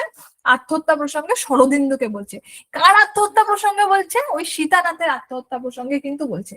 শরদিন্দু 13 বছর কলেজের লেকচারার আছে, মানে আছে, আরো পরবর্তী 13 বছর কিন্তু লেকচারার থাকবে বলেছে। এটা কে বলেছে? এটা কিন্তু আমার শরদিন্দু বলেনি, এটা কিন্তু বলেছে বাসুদেবকে, মানে বাসুদেবকে আর কি। শরদিন্দুর কথায় জানা যায় যে বাসন্তী রোববার সকালে 8:30টায় রান্না করবে ভাবছিল। অর্থাৎ ওই যে বলছিল না যে আমি যাই রান্নাটা করে আসি, তখন শরদিন্দু বলছে আরে সবে তো মাত্র 8:30 বাজে। তো এই কথাটা সকাল, তার মানে এই ঘটনাটা যখন ঘটছে তখন কটা বাজে? সকাল 8:30 বাজে। কি বার ছিল? রবিবার ছিল। এই জিনিসগুলো কিন্তু আমাদের একটু মাথায় রাখতে হবে। এবার আমরা বাসন্তীর কল্পিত কাহিনী, অর্থাৎ বাসন্তীর তৈরি করা যে প্লট, সেটা আমরা পড়বো। এখানে আবারও চরিত্র সম্বন্ধে একটু বলে দিই। প্রধান চরিত্র সীতানাথ, তার স্ত্রী কণা, এবং আরেকটা চরিত্র পাই যেটা হচ্ছে মেন চরিত্র। এরপর আমরা ছোটখাটো চরিত্র পাবো, আমরা পরে আস্তে আস্তে বলবো সেগুলো। মেন চরিত্র সেটা হচ্ছে নিখিল। এই নিখিল ছিল সীতানাথের বন্ধু এবং বড়লোক বন্ধু। এবার আমরা কল্পিত তোমার বাসন্তীর কল্পিত কাহিনীতে আসছি। কণা শাক রান্না করছিল, খুব ইম্পর্টেন্ট। প্রশ্ন আসতে পারে যে কার কল্পিত চরিত্রে কণা শাক রান্না করছিল। তখন কিন্তু মনে হয় এসে গেছে, তাহলে আবার আসবে, ঠিক আছে। আই থিঙ্ক এসেছে শুদ্ধ অশুদ্ধর মধ্যে কোন একটা বছর। কণা শাক রান্না করছিল, এটা হচ্ছে বাসন্তীর কল্পিত কাহিনীর মধ্যে কিন্তু পাই। সীতানাথের বন্ধু ছিল নিখিল। নিখিলের বাড়িতে যেতে যেতে কয়েকটা জিনিস পেরিয়ে যেতে হয়, এইটাও প্রশ্নটা এসছে, সেই ক্রমটা। দারোয়ান, খানসামা, বেহারা, টেরিয়র, বুলডগ, এইসব পেরিয়ে কিন্তু সীতানাথকে যেতে হবে নিখিলের বাড়িতে। সেটা কে বলছে? সীতানাথ কিন্তু বলছে। বাহ, আমি তোর বাড়ি আবার কবে গেলাম, ঠিক আছে, এটা সীতানাথ নিখিলকে বলছে। আজ আবার নতুন করে খেপলি কেন, এটা সীতানাথ বলছে। একে বলে স্নবরি অফ পোভার্টি, এটা নিখিল বলছে। খুব ইম্পর্টেন্ট, এই ইংলিশ টার্ম কিছু দুটো একটা আছে, সেগুলো বেশিরভাগটা কিন্তু নিখিল বলছে। কারণ নিখিল ওই যে বললাম না, একটু বড় লোক ছিল, একটু পাশ্চাত্যে বিশ্বাসী ছিল তৎকালীন সময়। আচ্ছা, কণা কিসে রান্না করছিল? কণা কয়লায় রান্না করছিল। আমি তো জানি কেন তুমি পয়সা জমাচ্ছ এমন করে, কে বলছে? কণা বলছে। সীতানাথ প্রতি মাসে যত টাকা করে ব্যাংকে রাখতো, কত টাকা করে ব্যাংকে রাখতো? টোটাল 50 টাকা করে কিন্তু প্রত্যেক মাসে সীতানাথ ব্যাংকে রাখতো। এবং এ পর্যন্ত তার ব্যাংকে টোটাল কত টাকা জমেছে? 3280 টাকা জমেছে। কণার একটা শখ ছিল। কিসের শখ ছিল? তার নিজের একটা বাড়ি হবে। যতই বিপদ হোক জমি বেচা চলবে না। কে বলছে? কণা বলছে। কাকে বলছে? সীতানাথকে বলছে। নিজের বলতে একটা চিরুনি পর্যন্ত কণার ছিল না। 3 বোন, সবকিছু ভাগ করে নিতে হতো। এটা কণা তার বিয়ের আগের কথা বলা প্রসঙ্গে কিন্তু একবার বলছে যে নিজের বলতে আমার একটা চিরুনি পর্যন্ত ছিল না। হ্যাঁ, 3 বোন ছিল কণারা। এই 3 বোন কোথায় কে গেছে আমি সেটা বলছি। এই 3 বোন সবগুলো ভাগ করে নিয়ে আর কি ইউজ করতো বা ব্যবহার করতো। ছোটবেলায় কণা যে জিনিস ভাঙার জন্য মার খেয়েছিল সেটা হচ্ছে আয়না। এই ছোট ছোট জিনিসগুলো আমি বলে যাচ্ছি যাতে তোমাদের মনে থাকে। কণার বড়দি একটা কারণে, বিশেষ কারণে মারা যায়, সেটা হচ্ছে শ্বশুর বাড়িতে মার খেয়ে এবং গাধার খাটুনি খাটার জন্য। কণা বলছে যে বাবা বেঁচে থাকলে মেজদির এই পথ নিতেই হতো না। এটা কে বলছে? কণা বলছে। যদিও কণার বাবাই হচ্ছে আসল আর কি শয়তান, কণার বাবা বেঁচে ছিল। আচ্ছা, কণার মায়ের কাশির সাথে রক্ত উঠতো এবং চিকিৎসার অভাবে তার মা মারা যায়, ঠিক আছে। কণা এগুলো জানে, কিন্তু আলটিমেট ঘটনা কণার মাকেও কিন্তু কণার বাবাই মেরে দিয়েছে। এটা কে জানে? এটা শরদিন্দু জানে, ঠিক আছে। সরি, সীতানাথ জানে, সরি। সীতানাথ জানে। কণা জানতো যে তার বাবা হাসপাতালে আগুনে পুড়ে মারা গেছে, মানে এটা কিন্তু কণা জানতো, কিন্তু তার বাবা কিন্তু আগুনে পুড়ে টুড়ে মরে যায়নি, সে জেলে গিয়েছিল। কিন্তু যেহেতু কণা দুঃখ পাবে তাই সীতানাথ কণাকে জানায়নি। পরে আবার সেই ওর বাবা বাইরে বেরিয়ে এসে আবার সীতানাথকে ব্ল্যাকমেল করছিল, সেটা আমরা আস্তে আস্তে জানবো। সীতানাথ বলছে রাজেন্দ্রের আড্ডায় গিয়ে একটু গেজিয়ে আসি যাই, ঠিক আছে। সীতানাথ তার গড়িয়ায় একটা জমি ছিল, গড়িয়ায়, সেই গড়িয়ায় যে জমি সেটা মর্টগেজ রেখেছিল, তাই নিয়ে মামলা হয়েছিল কোর্টে, এবং সেই মামলায় কোর্টের সামান এসেছিল সীতানাথের বাড়িতে। এই জমি কেন মর্টগেজ রেখেছিল? কারণ ওই কণার বাবা বারবার করে এসে সীতানাথের কাছে টাকা চাইছিল, সেই টাকার যোগান দিতে গিয়ে কিন্তু সীতানাথ সেই জমি মর্টগেজ রেখেছিল। আগন্তুক 12 বছর ধরে কোর্ট বেলিফের চাকরি করছে। প্রশ্ন আসতে পারে তাহলে আগন্তুক টোটাল কত বছর ধরে কোর্ট বেলিফের চাকরি করছে? ওইখানটায় উল্লেখ আছে 12 বছর ধরে কোর্ট বেলিফের চাকরি করছে। সীতানাথ জমি মর্টগেজ রেখেছে, মানে রেখে বন্ধুকে 2000 টাকা দিয়েছে, এটা জানায় কণাকে। কারণ ও যদি ওর বাবার কথা বলতো এবং যদি বলতো যে তোমার বাবা জেলে গিয়েছিল তোমার মাকে খুন করে, ঠিক আছে, সেক্ষেত্রে কণা অনেক দুঃখ পেত। যদিও এই ডিসিশনটা সীতানাথের ভুল ডিসিশন, তারপরেও বলবো এটা কল্পিত কাহিনী বলে এত কিছু ওই যে বাস্তব হলে এরকম সম্ভবই হতো না, ঠিক আছে। তো কণাকে জানায় সীতানাথ যে টোটাল 2000 টাকা সে তার একটা বন্ধুকে ওই গড়িয়ার জমি মর্টগেজ রেখে দিয়েছে। এটা সীতানাথ মিথ্যে কথা বলেছে কিন্তু কণাকে। হ্যাঁ, সীতানাথ কণাকে বলেছে যে ব্যাংকে 3000-এর উপর টাকা আছে। কণার হিস্টেরিয়ায় হঠাৎ করে চিৎকার করে বলছে যে কিচ্ছু নেই, টাকা জমি কিচ্ছু নেই, সব গেছে সব গেছে। কণা হঠাৎ করে শোবার ঘরে গিয়ে দরজাটা দড়াম করে বন্ধ করে দিল, এবং কণার যখন ঘর থেকে বেরিয়ে এসেছিল, মানে কণা যখন সেই ঘর থেকে বেরিয়ে এসেছিল, হ্যাঁ, তখন শান্ত থমথমে চেহারা, কাপড়টা বাইরে পড়ে, মানে বাইরে অর্থাৎ বাড়ির বাইরে যাবে এরকম বাইরে যাওয়ার উপযোগী একটা কাপড় পরা আছে, পায়ে চটি, হাতে ব্যাগ। সীতানাথ যখন হঠাৎ করে ঘরে গিয়ে দরম করে দরজাটা বন্ধ করে দিল, সীতানাথ ভাবছে গিয়ে বোধহয় সুইসাইড করে ফেললো, মানে উল্লেখ নেই কিন্তু নাটকে, কিন্তু ভাবটা এমন দেওয়া আছে। হ্যাঁ, কিন্তু ওখানে ও ওয়েট করছে কখন আছে, কিন্তু যখন বেরোলো দেখলো একদম শান্ত থমথমে একটা চেহারা, কাপড়টা বাইরে যাওয়ার উপযোগী করে ঘুরিয়ে পড়া, ঠিক আছে, পায়ে চটি, হাতে ব্যাগ। কণা ঘর থেকে বেরোনোর পর সীতানাথ আনন্দ পেয়েছিল, কারণ কণা জীবিত ছিল তাই বললাম, ঠিক আছে। আচ্ছা, বৃদ্ধর কেমন চেহারা ছিল সেটা একটু বলবো। বৃদ্ধ বলতে কণার বাবার। বৃদ্ধর চেহারা ছিল শীর্ণকায়, ঠিক আছে, শীর্ণ মুখে শুধু দুটো চোখ জল করছে। সেই চোখে কিছুটা স্বার্থপর মানে ক্রূরতা ছিল, কিছুটা উন্মত্ততা ছিল। প্রশ্নটা কিন্তু আসতে পারে তাহলে, এবং ক্রম দিতে পারে। তাহলে প্রথমে আমরা দেখবো শীর্ণকায় ছিল, শীর্ণ মুখে শুধু দুটো চোখ জল করছে, সে চোখে কিছুটা স্বার্থপর ক্রূরতা ছিল, আবার কিছুটা উন্মত্ততা ছিল। বৃদ্ধ সীতানাথের অফিসে বারবার এসেছে। বৃদ্ধ আসলে কণার বাবা ছিল। হ্যাঁ, বৃদ্ধ সীতানাথের বাড়িতে এসেছিল কিবার? রোববার এসেছিল। বৃদ্ধের হাসিকে হায়নার হাসির মতো বলা হয়েছে। এবার তাহলে মেজ মেয়ের বাড়ি যেতে হয়, কি বলো? কে বলছে? বৃদ্ধ বলছে। আপনার কি এক ফোঁটাও লজ্জা নেই? এটা কে বলছে? সীতানাথ বলছে। আগন্তুক, আবারও বলছি যে আগন্তুক টোটাল কিন্তু 12 বছর ধরে কোর্ট বেলিফে চাকরি করেছে। প্রশ্নটা এসছে কিন্তু, সেটাও এসছে, নিটেও এসছে, আবারও আসতে পারে। আমার 10 টাকার দরকার, নইলে মরে যাব, ঠিক আছে। কে বলছে? বৃদ্ধ বলছে। কাকে বলছে? সীতানাথকে বলছে। অর্থাৎ বৃদ্ধ ওই কণা চলে যাওয়ার সঙ্গে সঙ্গে সীতানাথের বাড়িতে এসছে। কেন এসছে? কারণ ওর টাকার দরকার, ওকে টাকা দিতে হবে, ঠিক আছে, সেই জন্য এসেছিল আর কি। যাই হোক, কণার বাবা আসলে বেঁচে ছিল, সে চুরি করে জেলে গিয়েছিল, নিজের স্ত্রীকে মেরেছিল এবং বড় মেয়েকে মেরেছে, মেজ মেয়েকে অন্য পথে যেতে বাধ্য করেছে। অর্থাৎ এই যে বড় মেয়েকে মারা গেছে শ্বশুর বাড়িতে মার খেয়ে এবং গাদার কাটুনি কেটে, এটা জানে কণা, কিন্তু আলটিমেট ঘটনা ঘটেছিল। আবার ওর মা মারা গেছে বিনা চিকিৎসায়, মানে কেসে আলটিমেট ঘটনা কিন্তু কণার বাবা চুরি করে জেলে গিয়েছিল এবং তার আগে নিজের স্ত্রীকে মেরেছিল এবং বড় মেয়েকেও মেরেছে এবং মেজ মেয়েকে অন্য পথে, অর্থাৎ হয় না, মানে হয়তো বেশ্যাবৃত্তি করতো, তো অন্য পথে যেতে বাধ্য করেছে। কে করেছে? না কণার বাবা করেছে। দিনের পর দিন টাকা দিয়ে, মানে সীতানাথ বলছে যে দিনের পর দিন টাকা দিয়ে গেছে শুধু এই ভেবে যে আপনি মরবেন। সীতানাথ কাকে বলছে? বৃদ্ধকে বলছে। খুব অসহায় হয়ে কিন্তু এই কথাটা সীতানাথ বৃদ্ধকে বলছে।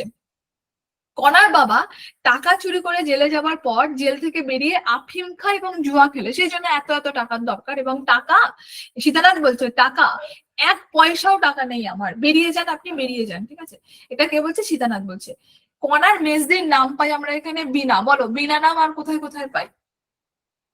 আমি মানে রিলেট জিনিসগুলো একবার করে মনে করিয়ে দিচ্ছি যাতে তোমাদের মনে বি- পড়ে রিকল করো এবং বাদবাকিরা শুনে নেয়। বিনা পথের পাঁচালী উপন্যাসে আছে ওই এর এই ওর বোন ওই অপুর অপুর মাসি হচ্ছে আর কি। হুম। আর কোথায় পাই? মতিলাল বাদরিতে আছে গল্পে। আর কোথায় পাই?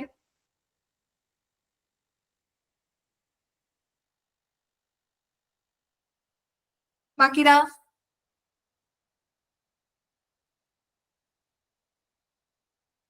আরে বিনা, ছোট গল্পের মধ্যে আরো একটা জায়গায় আছে, বলো।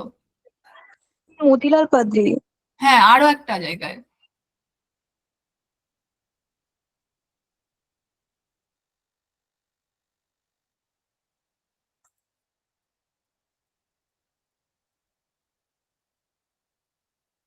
পাখির মাতে কি, সরি ওই শহীদের মাতে কি নেই? আছে সৈয়দের মাছ। মতিলাল পাদ্রিতেও আছে, শহীদের মাতেও আছে। বেশ। আচ্ছা, তাহলে গোটা 5 টাকা খুঁজে পেতে দিতে পারো কিনা দেখো না, ঠিক আছে? কে বলছে? বৃদ্ধ বলছে। তাহলে বৃদ্ধ প্রথমে কত টাকা চেয়েছিল? বৃদ্ধ প্রথমে 10 টাকা চেয়েছিল, তারপরে কিন্তু বৃদ্ধ 5 টাকা চাইছে। এই সময় কণা সীতানাথকে বলছে যে না তুমিও মানে কণা সীতানাথকে বলছে যে না তুমিও নেই আর, মিথ্যে বলে বলে চুরি করে করে তুমি নষ্ট হয়ে গেছো। কণা কাকে বলছে? সীতানাথকে বলছে। কণা সীতানাথের টাকা কণার বাবাকে দিয়ে সব শেষ, আবার কণা সীতানাথকে ভুল বলছে। এখানে সীতানাথের ভুল আছে, তাকে পুরো সত্যিটা বলে দেওয়া উচিত ছিল। এটা এখান থেকে আমাদের জীবনে একটুখানি হলেও লার্ন করতে হবে, শিখতে হবে যে মিথ্যা দিয়ে কোনোদিন জীবন চলে না। সত্যি যত কঠিনই হোক, সামনের মানুষটা সেই সত্যি শুনে যত কষ্টই পাক না কেন, সত্যি সবসময় বলে দেওয়া কিন্তু উচিত এবং কাম্য, ঠিক আছে? কণা সীতানাথকে বলছে যে তোমাকে আঁকড়ে, একটা মিথ্যেকে আঁকড়ে পড়ে থাকতাম শুধু বাবার কাছে মুখ রাখবার জন্য। কণা সীতানাথকে বলছে, ও জানে ওর বাবা মারা গেছে, ও যদি ও মনে করছে ওর বাবা খুব ভালো ছিল, তো তাই বলছে যে তোমাকে আঁকড়ে, একটা মিথ্যেকে আঁকড়ে পড়ে থাকতাম শুধু বাবার কাছে মুখ রাখবার জন্য, কিন্তু বাবা যখন নেই আমার হাত থেকে কি লাভ, ও কিন্তু চলে গেছে। এবার এই প্রসঙ্গে বলে রাখি, ওই যে নিখিল, ঠিক আছে, ওই যে সীতানাথের বন্ধু, ওই নিখিল কিন্তু কণাকে পছন্দ করতো। একটা জায়গায় আমরা উল্লেখ পাই যে নিখিল বলছে যা হওয়ার হয়ে গেছে সেটা ভুলে যাও, অর্থাৎ নিখিল কিন্তু কণাকে একবার অ্যাপ্রোচ করার চেষ্টা করেছে। এবং সীতানাথ যখন কণার এক্সপেকটেশন পূরণ করতে পারছে না, যখন গড়িয়ার জমি বেচে দিয়েছে, যখন ব্যাংকের টাকাগুলো সামাও কোনো কারণে কণা ভাবছে খরচ করে ফেলেছে, তখন কিন্তু ও আবার ওই নিখিলের কাছে, বড়লোক বন্ধু অর্থাৎ তার কাছে চলে গেছে। তো এইটা হচ্ছে মোটামুটি এতক্ষণ ধরে যেটা বললাম, সেটা হচ্ছে বাসন্তীর কল্পিত কাহিনী, তার চরিত্র কণা, সীতানাথ এবং নিখিল। বলো এখানে কি বুঝতে কোনো প্রবলেম হয়েছে? বা এই কাহিনীটার মধ্যে এখানে দেখছি অনেকের পড়া আছে বেশ, তোমরা কি আর কোনো বিষয় অ্যাড অন করতে চাও বা কিছু যোগ করতে চাও এই স্টোরিটার মধ্যে?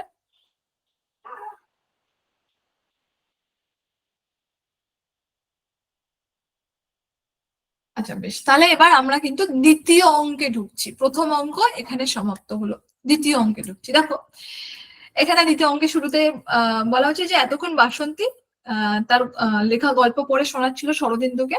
পড়া শেষ করে শরদিন্দুর দিকে তাকালো। শরদিন্দু বাসন্তীকে বলছে একটু নাটকীয় হয়ে গেছে না? শরদিন্দু আবারও বলছে যে তোমার গল্পে নাটকীয়তা কোনো কোনো জায়গায় যেন অবাস্তব হয়ে উঠেছে।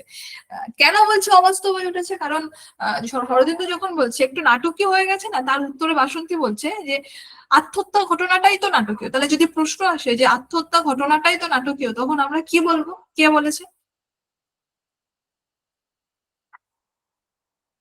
বাসন্তী। হুম, হুম। একদম বাসন্তী বলেছে।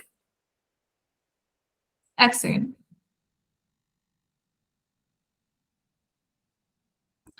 আচ্ছা, আরেকটা ছোট্ট প্রশ্ন ধরবো, ঠিক আছে?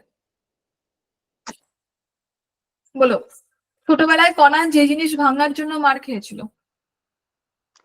আয়না। আয়না। একদম। আচ্ছা বলো যে আহ সীতানাথের টোটাল ব্যাংকে কত টাকা ছিল? প্রশ্ন এসেছিল, এটা আবার পড়তেও পারো। ৩,২৮০। ৩,২৮০, হ্যাঁ। হুম,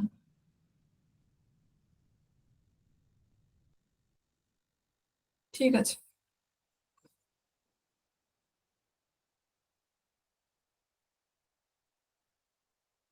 আচ্ছা, তাহলে দ্বিতীয় অঙ্কে আমরা ঢুকছি এবং দ্বিতীয় অঙ্কে বললাম বাসন্তী এই সময় হঠাৎ প্রচন্ড শখ পেলে সুস্থ লোক আত্মহত্যা করে না। এটা কে বলছে? এটা বাসন্তী কাকে বলছে? শরদিন্দুকে বলছে যে হঠাৎ প্রচন্ড শখ পেলে সুস্থ লোক আত্মহত্যা করে না।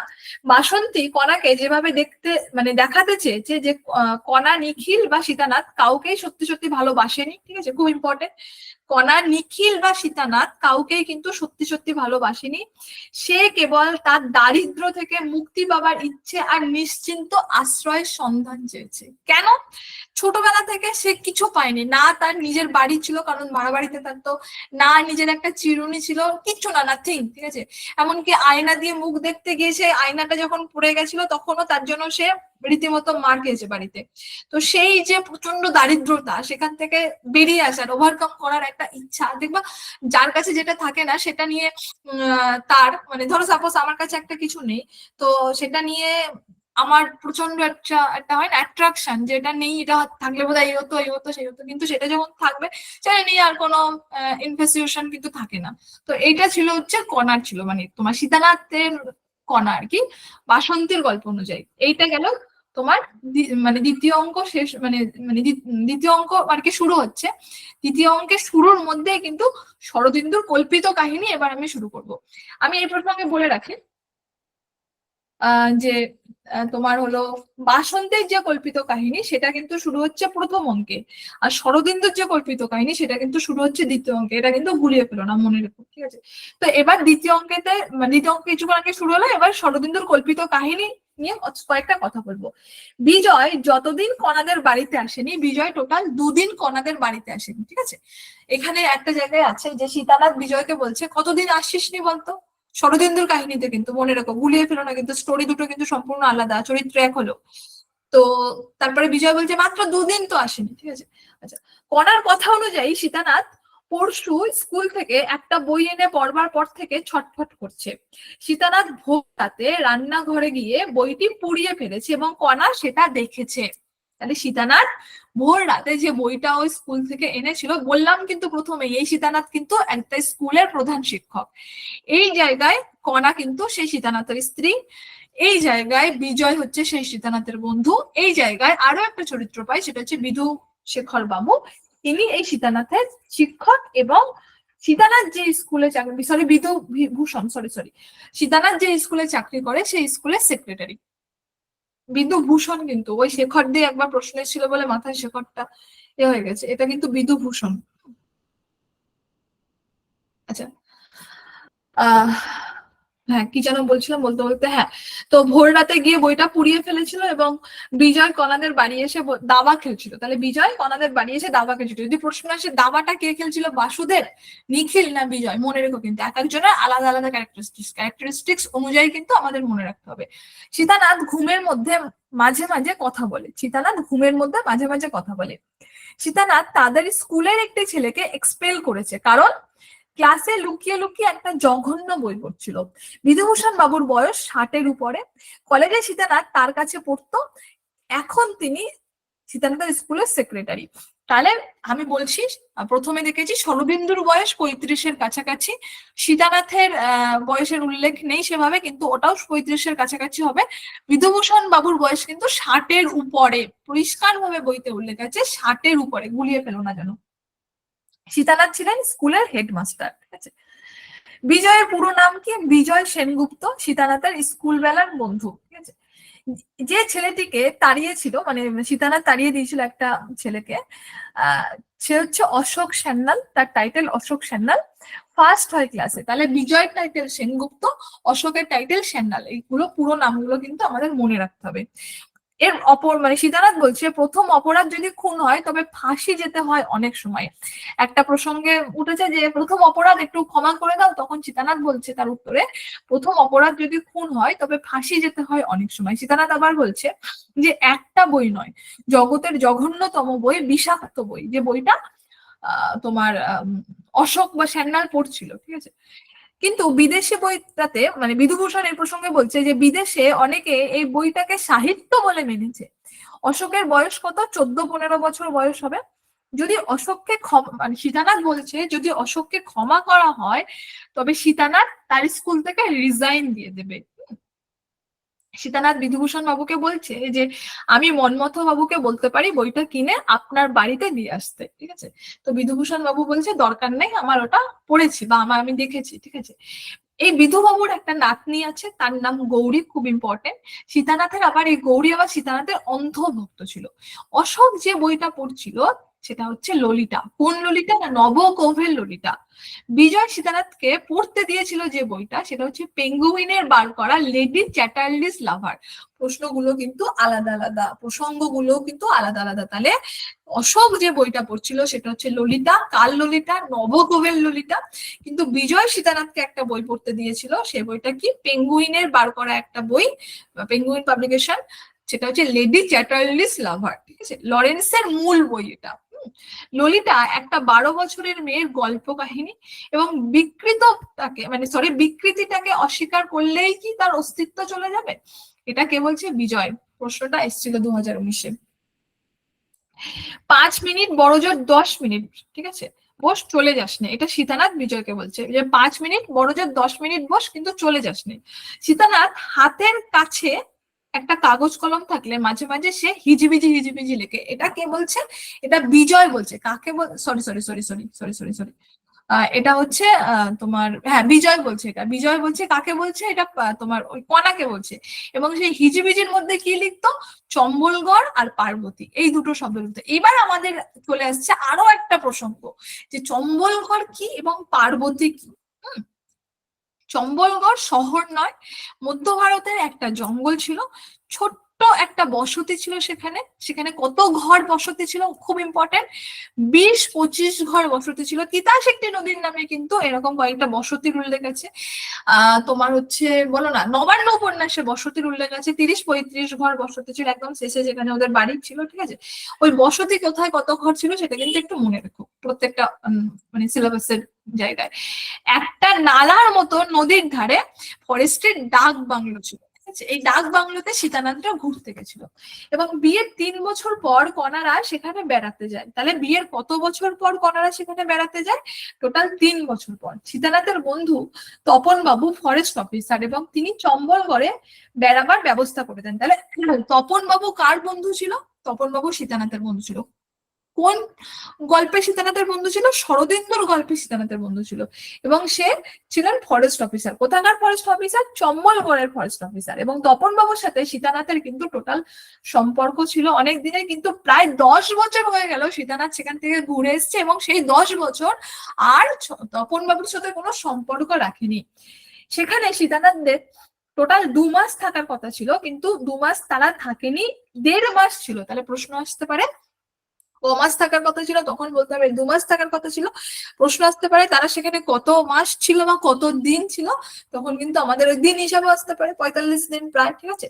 তখন কিন্তু আমাদের বলতে হবে 45 দিন বা 1.5 মাস। বইটা আমাদের 1.5 মাস আছে। সেখানে কথা বলার মতো ছিল বনোয়ারি লাল। এখন এই বনোয়ারি লাল কে, সেই পরিচয়টা আমাদের আবার দিতে হবে বা আমাদের জানতে হবে। এই বনোয়ারি লাল ছিলেন একজন কাশ্মীরি, তার সাথে ভাঙা ভাঙা হিন্দিতে কিন্তু কথা বলা যায়, অর্থাৎ সে একটু আধটু বাংলা বোঝে, অর্থাৎ ভাঙা ভাঙা হিন্দিতে কথা বললেও এই কাশ্মীরি যে বনোয়ারি লাল সে বুঝতো। হ্যাঁ, বনোয়ারি লালের মা মরা মেয়ে, তার নাম ছিল পার্বতী। এই পার্বতীর বয়স ছিল 10 বা 11 বছর। সীতানাথ পার্বতীকে চর মারার পর পার্বতী বনের মধ্যে চলে যায়। মানে এখানে একটা প্রসঙ্গ এসছে যে সীতানাথ পার্বতীকে চর মেরেছে, তো সেই চর মারার পর পার্বতী বনের মধ্যে চলে যায়, এবং সীতানাথ সেখানে তাকে খুঁজতে খুঁজতে যায়, এবং আলটিমেটলি পরের দিন দেখা যায় যে সীতানাথ একটা শুকনো নালীতে পড়ে আছে, এবং সারা রাত সীতানাথ সেখানে অজ্ঞান ছিল। সকালে জ্ঞান ফেরে তার, ঠিক আছে।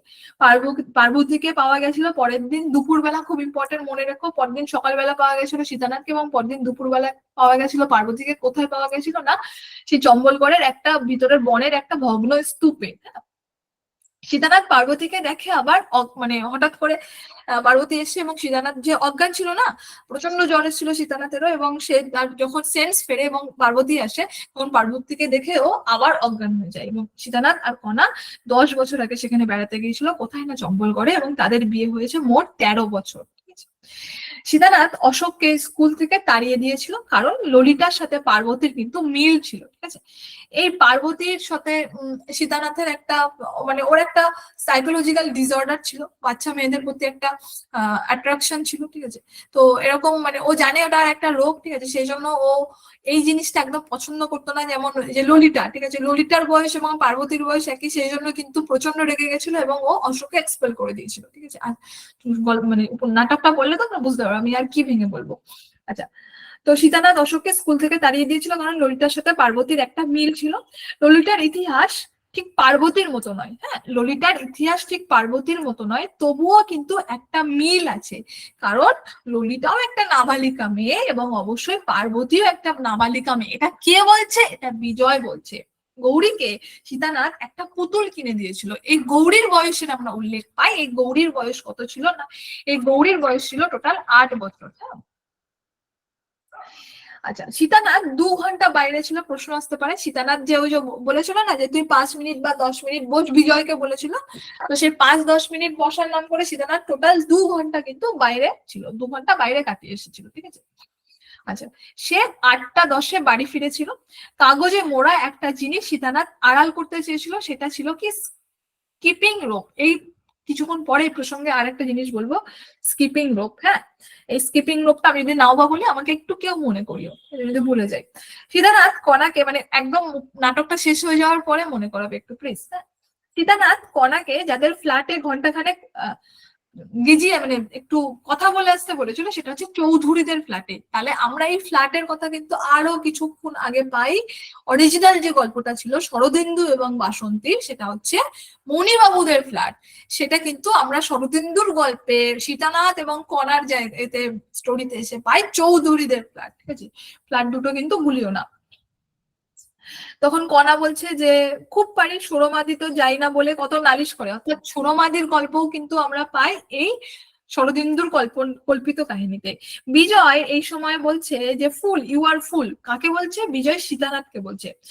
তখন সীতানাথ বিজয়কে বলছে যে প্রথমে দেখেছি মধ্য ভারতের এক জঙ্গলে। কাকে দেখেছে? না, পার্বতীকে দেখেছে। কারণ কেন কি? কারণ সীতানাথ বিজয়কে একটা তার বইয়ের ভাঁজ থেকে পার্বতীর একটা ছবি দেখিয়েছিল এবং গৌরীর একটা ছবি দেখিয়েছিল, দেখিয়ে বলেছিল দেখতো এদের দুজনের চোখের মধ্যে অদ্ভুত একটা মিল আছে না, চোখ এবং গায়ের রঙের মিলের কথা বলেছিল।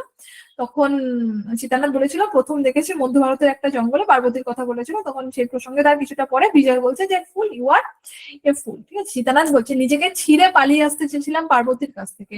সীতানাথ আবার বলছে একটা বিষাক্ত জীবাণু মনের মধ্যে হাজার হাজার লাখ লাখ হয়ে উঠছে।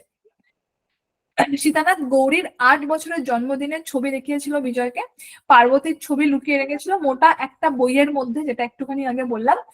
এবং সীতানাথকে বিধুবাবুর বাড়ি চিঠি পৌঁছে দিতে বলেছিল বিজয়কে, মানে বিজয়কে সীতানাথ একটা চিঠি দিয়েছিল এবং সেটা বিধুবাবুর অর্থাৎ বিধুভূষণ বাবুর বাড়িতে পৌঁছে দিতে বলেছিল। তখন ঘড়িতে বাজে রাত 8:45, ঠিক আছে। সীতানাথ এই সময় বলছে যে নবকবের দোষে, আমার দোষে অশোকের সর্বনাশ করা চলে না। অর্থাৎ সে অশোককে যে এক্সপেল করবে সেই ডিসিশনটা চেঞ্জ করেছে। তো এই হচ্ছে দ্বিতীয় অঙ্ক শেষ হলো। বলো এখানে কি তোমাদের কোনো কোয়ারিজ আছে দ্বিতীয় অঙ্কে? যদি কোয়ারিজ না থাকে তাহলে তৃতীয় অঙ্কে ঢুকবো। হ্যালো, না ঠিক আছে, এগিয়ে জানাব। বেশ। তৃতীয় অঙ্কে আমরা দেখি যে শরদিন্দু কিন্তু গল্পটা পড়ছে এবং বাসন্তী, যদি প্রশ্ন আসে যে বাসন্তী বসে বসে শুনছে, দাঁড়িয়ে দাঁড়িয়ে শুনছে, নয়, কিন্তু বাসন্তী গালে হাত দিয়ে বসে শুনছে। মনে রাখবে বাসন্তী কিভাবে গল্পটা শুনছে, গালে হাত দিয়ে বসে খুব মনোযোগ সহকারে গল্পটা শুনছে। গল্প নিয়ে শরদিন্দু বাসন্তীর আলোচনা শেষ হয়েছে রবিবার রাত তখন 11টা, ঠিক আছে। এতক্ষণ শরদিন্দু তার কাল্পনিক গল্পটি পড়ছিল এবং গল্প শেষে বাসন্তী চলে গেলে হঠাৎ সীতানাথ শরদিন্দুর চোখে বাস্তব হয়ে ওঠে। অর্থাৎ সারাদিন ধরে শরদিন্দু সীতানাথকে হয় না ভেবেছে, তো সেই সীতানাথ হঠাৎ করে শরদিন্দুর চোখে বাস্তব হয়ে ওঠে। তারপরে কিছুটা স্টোরি আমরা দেখি। দেখো সীতানাথ এসে শরদিন্দুর সাথে কথোপকথন করছে, হ্যাঁ, তো সেটা আমরা দেখবো। সীতানাথ শরদিন্দুকে বলছে যে সহজ কথা বোঝা শক্ত, সহজ কথা কেউ বুঝতে পারে না, বোধহয় কেউ বুঝতে চায় না, ঠিক আছে। সীতানাথ আবার বলছে যে যুক্তির ভয়, বুঝলে, যুক্তির ভয়, বুঝলে, যুক্তি আসে, যুক্তি এলে তাকে মানতে হয়, মানলেই যুক্তি এগোয়, সিদ্ধান্তের দিকে এগোয়, সিদ্ধান্তকে মানুষ ভয় করে, সীতানাথ বলছে। সীতানাথ যেসব ছবির কাটিং রাখে, তাহলে সীতানাথ কি কি ছবির কাটিং রাখে সেটা পরপর পরপর ক্রম আসতে পারে, এটা হচ্ছে ভীষণ ভাবে ইম্পর্টেন্ট, ক্রমটা চলে এসছে, ভবিষ্যতেও আসতে পারে, তাই এই জায়গাটায় যত খুশি স্টার্ট এবং যত খুশি ভিভিআই মারো। মহাভারতের দুঃশাসনের রক্তপান, ভীমের প্রতিশোধ নিচ্ছে, প্রাচীন মিশরের ছবি, ঠিক আছে, ফারাওয়ের কৃতদাস পাথর টেনে নিয়ে যাচ্ছে, তো এরকম পরপর পরপর অনেকগুলো ক্রম আছে। এবং শেষে আমরা দেখি যে খুঁটিতে বেঁধে একটি মেয়েকে পোড়ানো হচ্ছে, সেই মেয়েটির নামে উল্লেখ আছে এখানে, সেই মেয়েটির নাম হচ্ছে জোয়ান অফ আর্ক, ঠিক আছে। এবং একটা অপরাধ স্বীকার করার যন্ত্র আছে, ঠিক আছে, সেটা হচ্ছে মধ্যযুগের ইউরোপের কথা প্রসঙ্গে বলা হয়েছে। এবং নেপোলিয়নের জয়যাত্রার ছবি আছে, সাহারা মরুভূমির বাণিজ্যিক পথ সেটা, এবং আলাবামার তুলো ক্ষেতের প্রসঙ্গ এখানে এসেছে। সীতানাথ শরদিন্দুকে জিজ্ঞাসা করেছিল যে সে আঙ্কেল টমস কেবিন পড়েছে কিনা, তাহলে এখানে কিন্তু আমরা অনেক কিছু জানতে পারছি, ললিটা জানতে পারছি, ঠিক আছে, পেঙ্গুইনের প্রকাশিত ওই গল্পটা জানতে পারছি, মানে ওই বইটার কথা জানতে পারছি, আবার আঙ্কেল টমস কেবিনের কথাও কিন্তু জানতে পারছি, মানে আলাদা আলাদা জায়গাগুলো আলাদা আলাদা করে লিস্ট আউট করতে হবে। আচ্ছা, সীতানাথ আরো যেসব ছবির কথা বলেছিল সেগুলো কি কি, হিটলারের কনস্ট্রাকশন ক্যাম্প, মাদ্রিদের রাস্তা এবং স্পেনের গৃহযুদ্ধের সময়। আচ্ছা বেশ, পড়ে থাকা একটা বাচ্চা ছেলের ডান হাত ছিল না ছবিতে, মানে ওই যে ছবিগুলোর কথা ওখানে আছে সেখানে দেখা যাচ্ছে যে পড়ে থাকা একটা বাচ্চা ছেলের ডান হাত কিন্তু ছিল না। যদি প্রশ্ন আসে পা ছিল না, বা হাত ছিল না, ডান হাত ছিল না, তখন কিন্তু আমাদের ভাবতে হবে যে ডান হাতটা ছিল না, মনে রাখেছেন। এবং হাতটা কি করে ছিল না, না হাতটা ছিঁড়ে বোমা খাওয়া জঙ্গলে হারিয়ে গিয়েছিল। এটা কোথাকার ছবি বা কোন সময় ছবি, এটা দ্বিতীয় মহাযুদ্ধের ছবি, তারপরে ছিল হিরোশিমার ছবি, হ্যাঁ। সীতানাথ বলছে যে মৃত্যুকে বাদ দিয়ে কি জীবন হয়। সীতানাথ আবারও বলছে যে আলাদা আলাদা মানুষের আলাদা আলাদা জীবনের ইতিহাস হয়তো আছে, ঠিক আছে, আলাদা আলাদা মানুষের আলাদা আলাদা জীবনের ইতিহাস হয়তো আছে, এ তা নয়, এ বাকি ইতিহাস। এই প্রথম কিন্তু নাটকের উল্লেখ আমরা পাই, যে বাকি ইতিহাস নাটকের উল্লেখ। তাহলে যদি প্রশ্ন আসে যে বাকি ইতিহাস উল্লেখটা প্রথম কার মুখ থেকে পাই, তখন কিন্তু আমাদের বলতে হবে যে সীতানাথের মুখ থেকে আমরা পাই। শরদিন্দু বলছে মানুষ হয় বাঁচবে না হয় মরবে। 19 বছর আগে, 19 বছর বয়সে ম্যাট্রিক পাশ করে কলেজে ভর্তি হয় সীতানাথ। 19 বছর আগে পৃথিবী সুন্দর ছিল, মানুষেরা সজীব ছিল, জীবন মূল্যবান ছিল, এটা কে বলছে, সীতানাথ বলছে। পাশ করার 1 বছর পর সীতানাথের বাবা মারা যায়, অর্থাৎ 18 বছর আগে সীতানাথের বাবা মারা যায়। পৃথিবী নামক গ্রহের মানুষ নামক 400 কোটি প্রাণীর মধ্যে একটি প্রাণী মারা গেল। সীতানাথ বাবার প্রসঙ্গে বলছে, হ্যাঁ, তার বাবা যে মারা গেছে সেই প্রসঙ্গে বলছে। সমস্ত দুনিয়াটা ওলট পালট হয়ে গেল, আর একটি প্রাণীর কাছে নিশ্চিন্ত আনন্দ মুছে রাজ্যের দুশ্চিন্তা, নিশ্চিন্ত আরাম, মানে আরাম ছুটে রাজ্যের পরিশ্রম, নিশ্চিন্ত আশ্রয় ভেঙে রাজ্যের বিপর্যয় কিন্তু হঠাৎ করে এসে বললো। এটা সীতানাথ বলছে। অর্থাৎ আমরা সবাই জানি যে আমাদের সবার বটগাছ হচ্ছে বাবা মা, তো তারা যখন থাকবে না তখন এই ফিলিংসটা কিন্তু আমাদের হয়েছে, এবং যাদের হয়নি তাদের ভবিষ্যতে হবে, ঠিক আছে। সীতানাথ এই সময় বলছে যে জীবনের যত রস যত রং সব ধুয়ে মুছে ভেঙে গেল, একটি মাত্র প্রশ্ন এসে দাঁড়ালো, মানুষ হতে হবে। এটা কে বলছে, সীতানাথ বলছে। সীতানাথ আবার বলছে যে নিজের অনেকখানি অংশ নিয়মিত বিক্রি করে নিয়মিত প্রসাদসাধনের ব্যবস্থা করা, চাকরি করা প্রসঙ্গে সীতানাথ কিন্তু বলছে। সীতানাথ MA পাস করেছে 13 বছর আগে। এখানে শরদিন্দু বলছে আমিও MA পাস করেছি 13 বছর আগে। কণা ছিল স্কুল টিচার, কণার সাথে সীতানাথের দেখা হয় 11 বছর আগে। শরদিন্দুর স্ত্রী বাসন্তীও ছিল স্কুল টিচার, এবং বাসন্তীর সাথে শরদিন্দুরও দেখা হয় 11 বছর আগে। 5 বছর ধরে প্রতিজ্ঞা জীবন, মানে তাদের 5 বছর ধরে যে প্রতিজ্ঞা জীবনের একমাত্র অর্থ ছিল, সে প্রতিজ্ঞার শেষ সীতানাথ বলছে। কণা তরুণ অথচ কণা সজীব, ঠিক আছে, কণা উজ্জ্বল, কণা উৎসুক, কণা জীবনের অর্থ, নতুন জীবনের অর্থ, ভবিষ্যৎ জীবনের অর্থ। এটা কে বলছে, এটা সীতানাথ বলছে, হ্যাঁ। 11 বছরের স্ত্রী কণা, ঠিক আছে, 11 বছরের রাশি রাশি সেকেন্ড মিনিট ঘন্টা, 11 বছরের রাশি রাশি অর্থহীনতায় আস্তে আস্তে কণা তলিয়ে গেল, সীতানাথ বলছে। সীতানাথ আবার বলছে রাশি রাশি মিনিট ঘন্টা দিনের অভ্যেসে মানে জীবনের নতুন অর্থ তলিয়ে গেল, এটা সীতানাথ বলছে। শরদিন্দু বলছে কখনো না, বাসন্তী তলিয়ে যায়নি, বাসন্তী তলিয়ে যেতে পারে না। শরদিন্দু আবার বলছে আমি মানি না, বাসন্তী আমার অভ্যাস নয়, বাসন্তী আমার জীবন, বাসন্তী জীবনের অর্থ। ঠিক আছে, এইখানে আমি আর সেভাবে পড়ছি না। ঠিক আছে, পরপর পরপর পরপর মোটামুটি সীতানাথ এবং বাসন্তীর কথোপকথন আছে। এখানে সীতানাথ কিন্তু হঠাৎ করে ওই ছায়ার মতন এসছে, অর্থাৎ শরদিন্দুর একটা সাবকনসিয়াস মাইন্ড। ঠিক আছে, আমি সাইন্টিফিক ওয়েতে বা সাইকোলজিক্যাল ওয়েতে ভাবি। ঠিক আছে, তো এখানে আমরা দেখি আমি সীতানাথ আবারও বলছে যে সেকেন্ড বার বাকি ইতিহাসের কথা সীতানাথ বলছে যে বাকি ইতিহাস দাঙ্গার ইতিহাস, মহাযুদ্ধের ইতিহাস, রাশি রাশি বছরের হত্যা, নির্যাতন, যন্ত্রণার ইতিহাস, এটা সীতানাথ বলছে। Kuru, Pandav, Sikandar, Nero, Genghis Khan, Napoleon, হিটলারের ইতিহাসের কথা কিন্তু এখানে বলা আছে। ক্রমটা আসতে পারে এখান থেকে, তাহলে সেই ক্রমটা পরপর আরেকবার বলে দিই। Kuru, Pandava, Sikandar, Nero, Genghis Khan, Napoleon এবং হিটলারের ইতিহাস। ঠিক আছে, 1000 বছরের ইতিহাস, পিরামিডের পাথরে, মানে কালোসিয়ামের বালিতে, ঠিক আছে, জালিয়ানওয়ালাবাগের দেওয়ালে, হিরোশিমায় পোড়া মাটিতে লেখা রয়েছে 1000 বছরের বাকি ইতিহাস। সীতানাথ বলছে এই ক্রমটা কিন্তু খুব ইম্পর্টেন্ট, বইটা ভালো করে দাগিয়ে নিন। ঠিক আছে, সীতানাথ আবার বলছে যে তুমি কিছু করতে পারো না, আমি কিছু করতে পারিনি, কারো কিছু করার নেই। সীতানাথ বলছে কাকে বলছে? শরদিন্দুকে বলছে। তো এখানে শরদিন্দু বলছে যে আছে, মানে ওই যে করার নেইটা এইসব বলছে, তখন শরদিন্দু বলছে যে আছে, যুদ্ধের অপিঠে শান্তি আছে, নির্যাতনের অপিঠে ভালোবাসা আছে, নিশ্চয়ই আছে। কে বলছে? শরদিন্দু বলছে। সীতানাথ শরদিন্দুকে আবার বলছে আজ সারাদিন তোমরা আমার আত্মহত্যার কারণ নিয়ে কল্পনা করে কাটিয়েছো। এটা কে বলছে? শরদিন্দুকে বলছে। কে বলছে? সীতানাথ বলছে। সীতানাথ এখানে বলে রাখি, সীতানাথ কিন্তু ছবির কাটিং রাখে। আর একদম নাটকের শুরুতে আমরা দেখেছি শরদিন্দু কিন্তু গল্পে মানে নিউজ পেপার অর্থাৎ খবরের কাগজে সম্পাদকীয় অংশ কেটে কেটে রাখে। এটা কিন্তু ভুলিয়ে ফেলো না। যদি প্রশ্ন আছে শরদিন্দু ছবির কাটিং রাখে তাহলে কিন্তু সেটা ভুল হবে। শরদিন্দু কিন্তু সম্পাদকীয় অংশ কেটে কেটে রাখে, আর সীতানাথ কিন্তু ছবির কাটিং রাখে, এবং সেই ছবির কাটিং এর ক্রমটা কিন্তু আমি কিছুক্ষণ আগে বললাম। ঠিক আছে, এখানে কিন্তু শরদিন্দুর যে কল্পনা সীতানাথকে নিয়ে করছে সেটা কিন্তু শেষ হয়েছে মোটামুটি, কিন্তু তার কিছুটা পরে পরবর্তী সংস্করণ, মানে এর কয়েকটা সংস্করণ প্রকাশিত হয়েছে, মুদ্রণ যেটাকে বলা হয়, সেই পরবর্তী মুদ্রণে কিছুটা বাদল সরকার সংযোজন করেছে। কি সংযোজন করেছে সেটা আমরা দেখবো।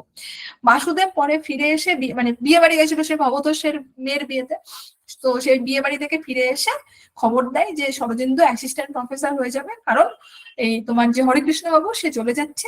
শরদিন্দু তার লেখা গল্পের কাগজগুলো বাসন্তীকে আগুনে জ্বালিয়ে দিয়ে সেই আগুন দিয়ে চা বানানোর জন্য বলছে। এবং শরদিন্দুর শেষ সংলাপ একটা আছে যে ইতিহাস বাসুদেব, বাকি ইতিহাস, বাকি ইতিহাস। তাহলে এই বাকি ইতিহাসের কথা সীতানাথও বলছে, শরদিন্দুও বলছে, কিন্তু সীতানাথ কোন কোনগুলো বলছে এবং শরদিন্দু কি বলছে সেই জায়গাগুলো কিন্তু আমাদের একটু মার্ক আউট করতে হবে, প্রশ্নটা যেন ভুলিয়ে না যায়। একটু দেখো, গল্পটি লেখা হয়েছে এনগো নাইজেরিয়া থেকে, বললাম 1965 খ্রিস্টাব্দে। সীতানাথ নিখিলের বাড়িতে যায় না, কারণ ওই আবারও একবার উল্লেখ করে দিই, দারোয়ান, খানসামা, বেয়ারা, টেরিয়র, বুলডগ এত কিছু পেরিয়ে যেতে হবে, তার জন্য প্রশ্নটা অলরেডি চলে এসেছে, আবারও আসতে পারে।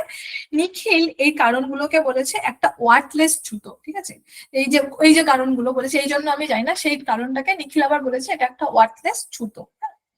কোর্ট বিলিভ বলেই তুমি বলে কথা বলবার কোনো রাইট নেই আপনার, এটা কে বলছে? আগন্তুক বলছে। ঠিক আছে, সীতানাথ আগন্তুককে বলছে যে ভেতো কাঁপতেন। ঠিক আছে, সীতানাথ আগন্তুককে বলেছে যে মিথ্যাবাদী জোচ্চোর লোকটা। সীতানাথ কণাকে বলেছে ছোটবেলার বন্ধু ভীষণ বিপদে পড়েছিল, তাই তাকে 2000 টাকা দিয়েছি এবং 1 মাস পর শোধ দেবে। তাহলে প্রশ্ন যদি আসে কত মাস পর শোধ দেওয়ার কথা বলা হয়েছে, তখন কিন্তু আমাদের বলতে হবে যে 1 মাস পর শোধ দেবে, মানে শোধ দেবে। ঠিক আছে, এবং সীতানাথ বলছে একটা জায়গায় যে তবু যে কোনো সামসন টামান্স শুধু বিরক্তি করবার জন্য। ঠিক আছে, সীতানাথ তার কৃত্রিম নির্ভাবনায় কণাকে এটা বলেছিল। মোটামুটি আমি আমার বাকি ইতিহাস নাটকটা ওভারঅল কিছুটা বলে দিলাম, আশা করি তোমাদের একটু হলেও উপকারে আসবে। বলো এটা যদি বুঝতে পারো, মানে যদি কিছু কোয়ারিজ থাকে বলো, নাহলে আমি আর কিছু কথা বলবো নাটক নিয়ে। অবভিয়াসলি কোনো কোয়ারিজ কি আছে?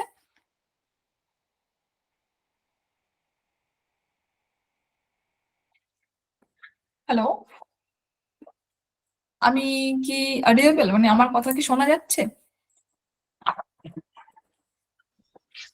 না থাকলে বলো হ্যাঁ পয়েন্ট। শোনা যাচ্ছে, হ্যাঁ।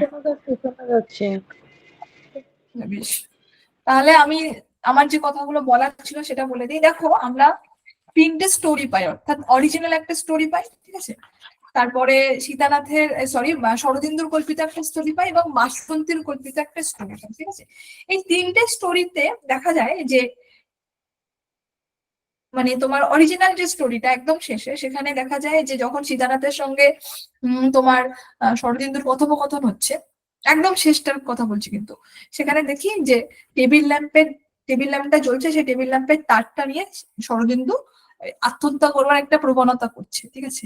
ঠিক সেই মুহূর্তে কিন্তু বাসুদেব চলে এসেছে, এবং বাসুদেব চলে এসে তার ওই প্রমোশনের কথাটা জানায়, এবং তার ওই স্বপ্নটা থেকে, মানে ও একটা ঘোরের মধ্যে ছিল না, ঘোরটা তখন ভেঙে যায়, হ্যাঁ। সেটা কিন্তু অর্থাৎ ওখানে আত্মহত্যা প্রসঙ্গে কিন্তু এসেছে টেবিল ল্যাম্পের মানে তার, ঠিক আছে। কোনটা অরিজিনাল গল্পে, অর্থাৎ শরদিন্দুর একদম রিয়েল লাইফেতে, ঠিক আছে।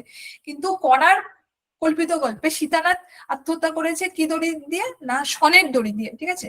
আচ্ছা, শরদিন্দুর কল্পিত গল্পে আগেরটা বাসন্তীর কল্পিত গল্পে সীতানাথ আত্মহত্যা করেছে শনের দড়ি দিয়ে, শরদিন্দুর কল্পিত গল্পে সীতানাথ আত্মহত্যা করেছে স্কিপিং রোপ দিয়ে। মনে থাকবে? মনে থাকবে? হ্যাঁ হ্যাঁ টেবিল ল্যাম্পের তার দিয়ে আত্মহত্যা করতে গেছিল শরদিন্দু, ঠিক আছে, তার অরিজিনাল স্টোরিতে অর্থাৎ রিয়েল লাইফে। কিন্তু সীতানাথ অর্থাৎ বাসন্তীর কল্পিত কাহিনীতে সীতানাথ আত্মহত্যা করেছে শনের দড়ি দিয়ে, আর শরদিন্দুর কল্পিত কাহিনীতে সীতানাথ আত্মহত্যা করেছে স্কিপিং রোপ দিয়ে। বিষয়টা কিন্তু গুলিয়ে ফেলো না, মনে রেখো। এটা আমার বলার ছিল। আর একটা জিনিস বলার, সেটা হচ্ছে যে তোমার বাকি যে সেটাকে আমি বলেছিলাম সবগুলো সংখ্যা একসঙ্গে বলে যাবো যাতে মনে থাকে।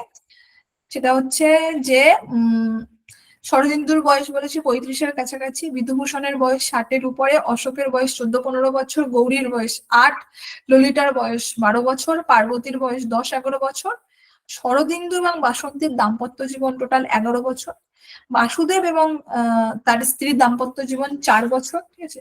শরদিন্দুর কলেজে চাকরি করছে 13 বছর ধরে, তপন বাবুর সঙ্গে কথা হয় না 10 বছর, সীতানাথ ও শরদিন্দু ম্যাট্রিক পাস করে টোটাল 19 বছর আগে, সীতানাথ ও শরদিন্দুর বাবা মারা যায় 18 বছর আগে, MA পাস করে 13 বছর আগে, সীতানাথের সাথে কণার দেখা হয় 11 বছর আগে।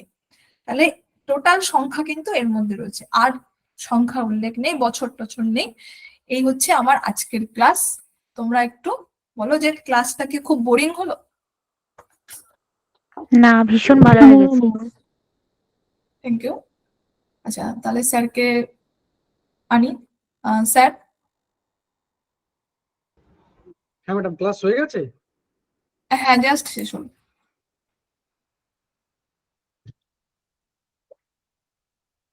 প্রেজেন্টেশন অফ করবো কি?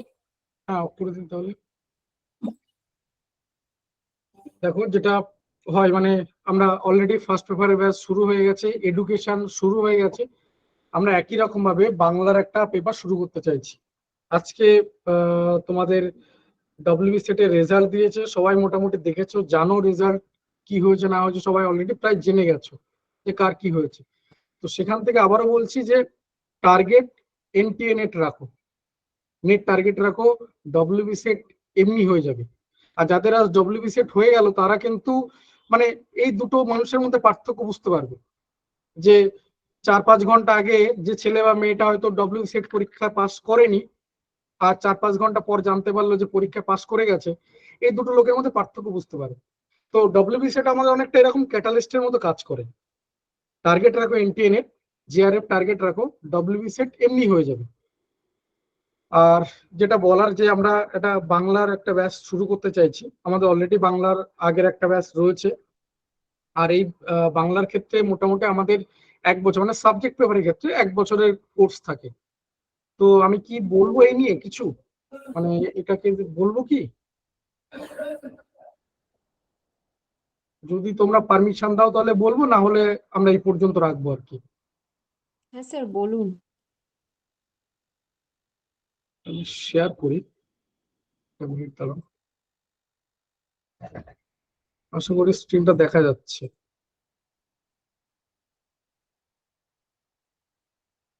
দেখো, যেটা বলার যে বাংলার জন্য এই কোর্সটা বাড়িতে বসে অনলাইন লাইভ ক্লাস হবে যেমনটা তোমরা করছো, এবং গুগল মিটে ক্লাস হবে। আমাদের মেইনলি গুগল মিট এবং টেলিগ্রাম এই দুটো অ্যাপ লাগবে, একটা হচ্ছে টেলিগ্রাম আর একটা গুগল মিট, এই দুটো অ্যাপ লাগবে। টেলিগ্রাম মেইনলি আমাদের স্টোরেজের কাজ করবে, entire recording video, PDF notes, যে কোনো রকম ক্লাসের ইনফরমেশন সমস্ত কিছু সেই টেলিগ্রাম গ্রুপের মধ্যে থাকবে। গুগল মিট মেইনলি আমাদের ক্লাসের জন্য কাজে লাগবে। সপ্তাহে 2 দিন করে ক্লাস, এই ক্লাসগুলো হবে সপ্তাহে বুধবার এবং শনিবার রাত 9টা থেকে। বুধবার এবং শনিবার রাত 9টা থেকে হবে। 2 মার্চ মানে আগামী শনিবার প্রথম ক্লাস হচ্ছে, আগামী শনিবার আমাদের প্রথম ক্লাস। ডাউট ক্লিয়ারিং ক্লাস থাকবে, 1-to-1 live interaction. Doubt clearing mainly সকলের জন্য, কিন্তু 1-to-1 লাইভ ইন্টারাকশন সবার জন্য না। যারা ভর্তি হলো তাদেরকে হয়তো খুঁজেই পাওয়া যাচ্ছে না, ভর্তি হয়ে গেছে কিন্তু তাদেরকে আর দেখা যায় না এরকম, বা কোনো রকম কোনো প্রোগ্রেস নেই, রেগুলার ক্লাস করে অথচ কোনো প্রোগ্রেস নেই, মক টেস্ট দিচ্ছে না, এরকম টাইপের স্টুডেন্টকে নিয়ে কিন্তু 1-to-1 live interaction. Doubt clearing class সবার জন্য, অর্থাৎ তোমার ক্ষেত্রে কোন একজন স্টুডেন্টের ক্ষেত্রে তার 1-to-1 লাইভ ইন্টারাকশন নাই আসতে পারে এরকম। প্রত্যেকটা যেটা বলছিলাম যে প্রত্যেকটা লাইভ ক্লাসের রেকর্ডিং ভিডিও থাকবে, সাথে এফেক্টিভ পিডিএফ স্টাডি মেটেরিয়াল। প্রত্যেকটা সাবজেক্ট, ইউনিট, সাব ইউনিট, মানে আমাদের এর মধ্যে তো রয়েছে ইউনিট, সাব ইউনিট, চ্যাপ্টার অতি ডিটেলসে ধৈর্যের সাথে ধীরে ধীরে বেসিক থেকে ক্লাস করানো হবে, যেমনটা তোমরা 2 দিন দেখলে। মানে এই 2 দিন যেরকমটা দেখলে ঠিক সেরকমটা হবে, এমন নয় যে এরপরে গিয়ে হঠাৎ করে ম্যাজিক খেলা দেখানো হবে, তাও না। আর যেরকমটা দেখানো হলো বা যেরকমটা তোমরা এই 2 দিন ক্লাসে দেখলে, তারপর হঠাৎ করে এরকম না যে ক্লাসের মধ্যে শুধুমাত্র গল্প হচ্ছে, বা ঠিক আছে এই একটা চ্যাপ্টারের নাম, এই হচ্ছে রাইটারের নাম, তাহলে তোমরা পড়ে নিও, এরকমটা হবে না। অর্থাৎ যেটুকু তোমরা এখানে দেখলে ঠিক সেরকমটাই থাকবে। দেন আনলিমিটেড মক টেস্টের সুবিধা থাকবে। আনলিমিটেড মানে uncountable number of mock test. Course duration 1 বছর হলেও রেকর্ডিং ভিডিও, পিডিএফ নোটস এর ক্ষেত্রে কিন্তু লাইফ টাইম অ্যাক্সেস থাকবে, অর্থাৎ তুমি 1 বছর পরও এই রেকর্ডিং ভিডিও, পিডিএফ নোটস তুমি এগুলোকে দেখতে পাবে। কোর্স ডিউরেশন 1 বছরের। 2 মার্চ থেকে শুরু হচ্ছে, যেটা আমি আগেই বলেছি।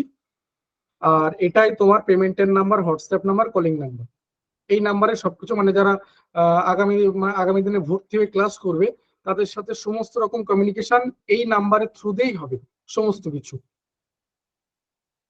কোর্স ফি নিয়ে কি কিছু বলবো?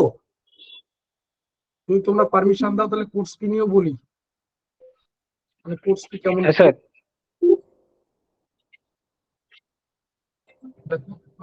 কোর্স ফি যেটা রয়েছে, আবারও বলি যে যারা লক্ষ্যে অবিচল রয়েছে, নিরলস কঠোর পরিশ্রমে বিশ্বাস করো, স্মার্ট হার্ডওয়ার্কে বিশ্বাস করো, তারাই এসো, বাকিদের দরকার নেই। আর টোটাল 4টে ইনস্টলমেন্টে তুমি কোর্স ফি দিতে পারবে, টোটাল 4টে ইনস্টলমেন্টে তুমি কোর্স ফি দিতে পারবে।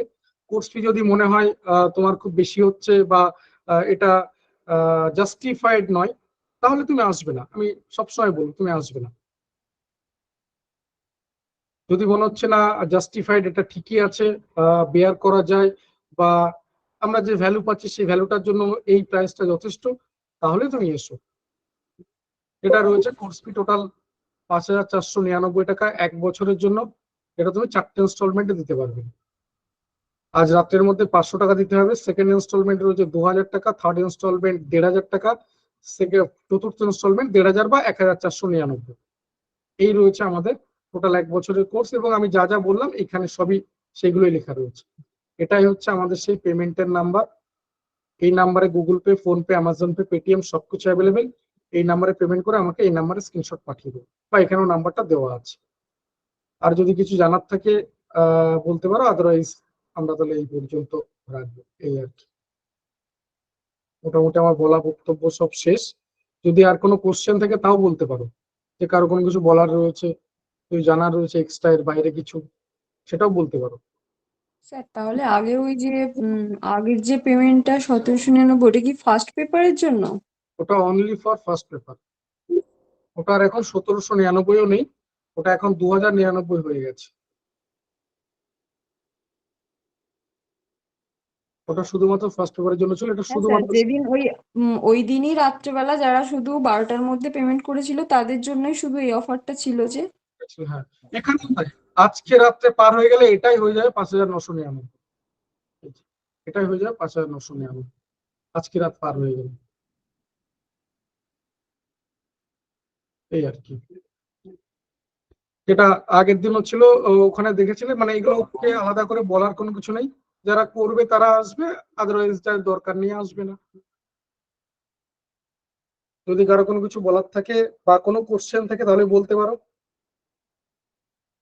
যার দরকার তারা চলে এসো, আমাদের সাধ্যমতো চেষ্টা করে দেখবো যে কি কি করা যেতে পারে, কি কি করা যায়। এটাই হচ্ছে নাম্বার 7439725584। এই আর কি, চিন্তা ভাবনাটাকে এমন পর্যায়ে নিয়ে যাও না যে আস্তে আস্তে সেটাকে সংকুচিত করতে করতে তুমি তোমার অস্তিত্ব আর দেখতে পাচ্ছ না। ব্যাপারটা এরকম, কারণ আমরা এগুলোকে সবসময় ইনভেস্টমেন্ট হিসেবে দেখি, এক্সপেন্স হিসেবে দেখি। তো এটা মনে হচ্ছে সবকিছু ঠিক আছে, এই এখনই কি দরকার আছে, এই কটা দিন দেখে নি, যদি এটা এই নেটে না হয় তাহলে পরেরটাতে একবার দেখবো। মানে আমরা এই করে করে অনেকে হারিয়ে যাচ্ছি। এই আর কি, আমি আবারও বলছি যে আমার কথাগুলো সবসময় শুনতেই হবে, এটাই বিশ্বাস করতে হবে এমন কোনো কথা নেই। কারণ আমার কথা সবার সাথে ম্যাচ করবে তাও না, কারোর সাথে যদি ম্যাচ করে যায় তারাই এসো, এই আর কি বলার, যে তারা এসো। তো এই আমাদের চিন্তা ভাবনা এরকমটাই থাকে যে একেবারে আমরা ওই দেয়ালে পিঠ ঠেকে না গেলে তারপর ঘোরা শুরু করি না, কিন্তু তার আগে থেকে যদি ভাবনা চিন্তা করি তাহলে আর এই ব্যাপারটা হয় না। আর ওই এই কথাগুলো খুব সান্ত্বনা মনে হয় আমার। আমার এবারে দুটো কোশ্চেনের জন্য হয়নি মাত্র, এটা মানে নিজের সাথে নিজে বলতে খুব ভালো লাগে। এতে করে কি হয়, মানে নিজের উপর খুব একটা রাগও হয় না, আবার অন্যদিকে একটা সুবিধা আছে যে একটা কনফিডেন্সের জায়গা থাকলো। কিন্তু ওই দুটো কোশ্চেনের মাঝে যে কত হাজার স্টুডেন্ট রয়ে গেছে, এটা যদি আমরা একটু বুঝতাম তাহলে ক্যালকুলেশন আমাদের অনেক সুবিধা হতো। যাই হোক, যদি আর কারো কোনো কোশ্চেন থাকে তাহলে বলতে পারো, যদি এই নিয়ে কারো কিছু বলার থাকে তাহলে বলতে পারো, আদারওয়াইজ আমরা এই পর্যন্ত রাখবো তাহলে। আর যারা পেমেন্ট করতে চাইছো আজ রাত্রের মধ্যে কিন্তু 500 টাকা পেমেন্ট করতেই হবে। বাকি যেগুলো বললাম, সেকেন্ড ইনস্টলমেন্ট 2000 টাকা, থার্ড ইনস্টলমেন্ট 1500 টাকা, চতুর্থ ইনস্টলমেন্ট হচ্ছে 1499 টাকা। এই আর কি।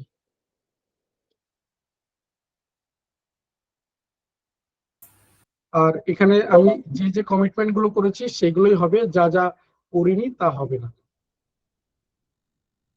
আর এটাও বলা আছে যে আগামীকাল থেকে কিন্তু কোর্স ফি বেড়ে যাবে, যেমনটা ফার্স্ট পেপারের ক্ষেত্রে হয়েছে এখানেও তাই।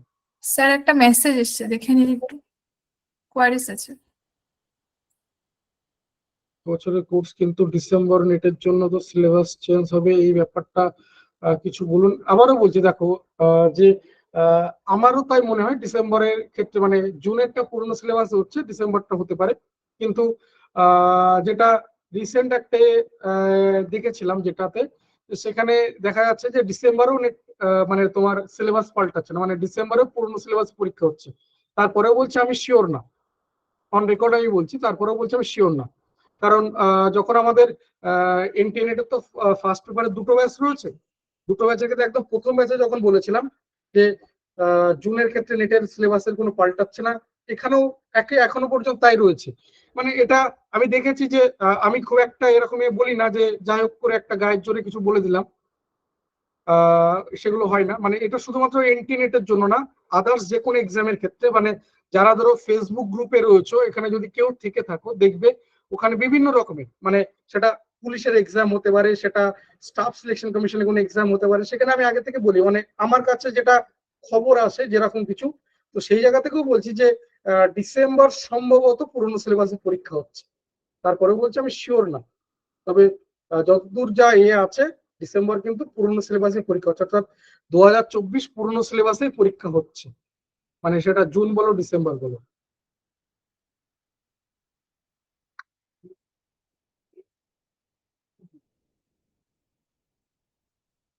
আর যদি কারো কোনো কোশ্চেন থাকে, তোমাদের মাইক খোলা আছে, তোমরা চাইলে কথা বলতে পারো।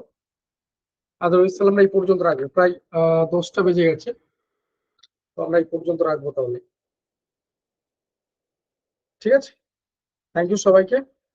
সবাই খুব ভালো থেকো, সাবধানে থেকো, সুস্থ থেকো। প্রার্থনা করি প্রত্যেকের মনের ইচ্ছা পূরণ হোক। ভালো থেকো সবাই, থ্যাংক ইউ, গুড নাইট।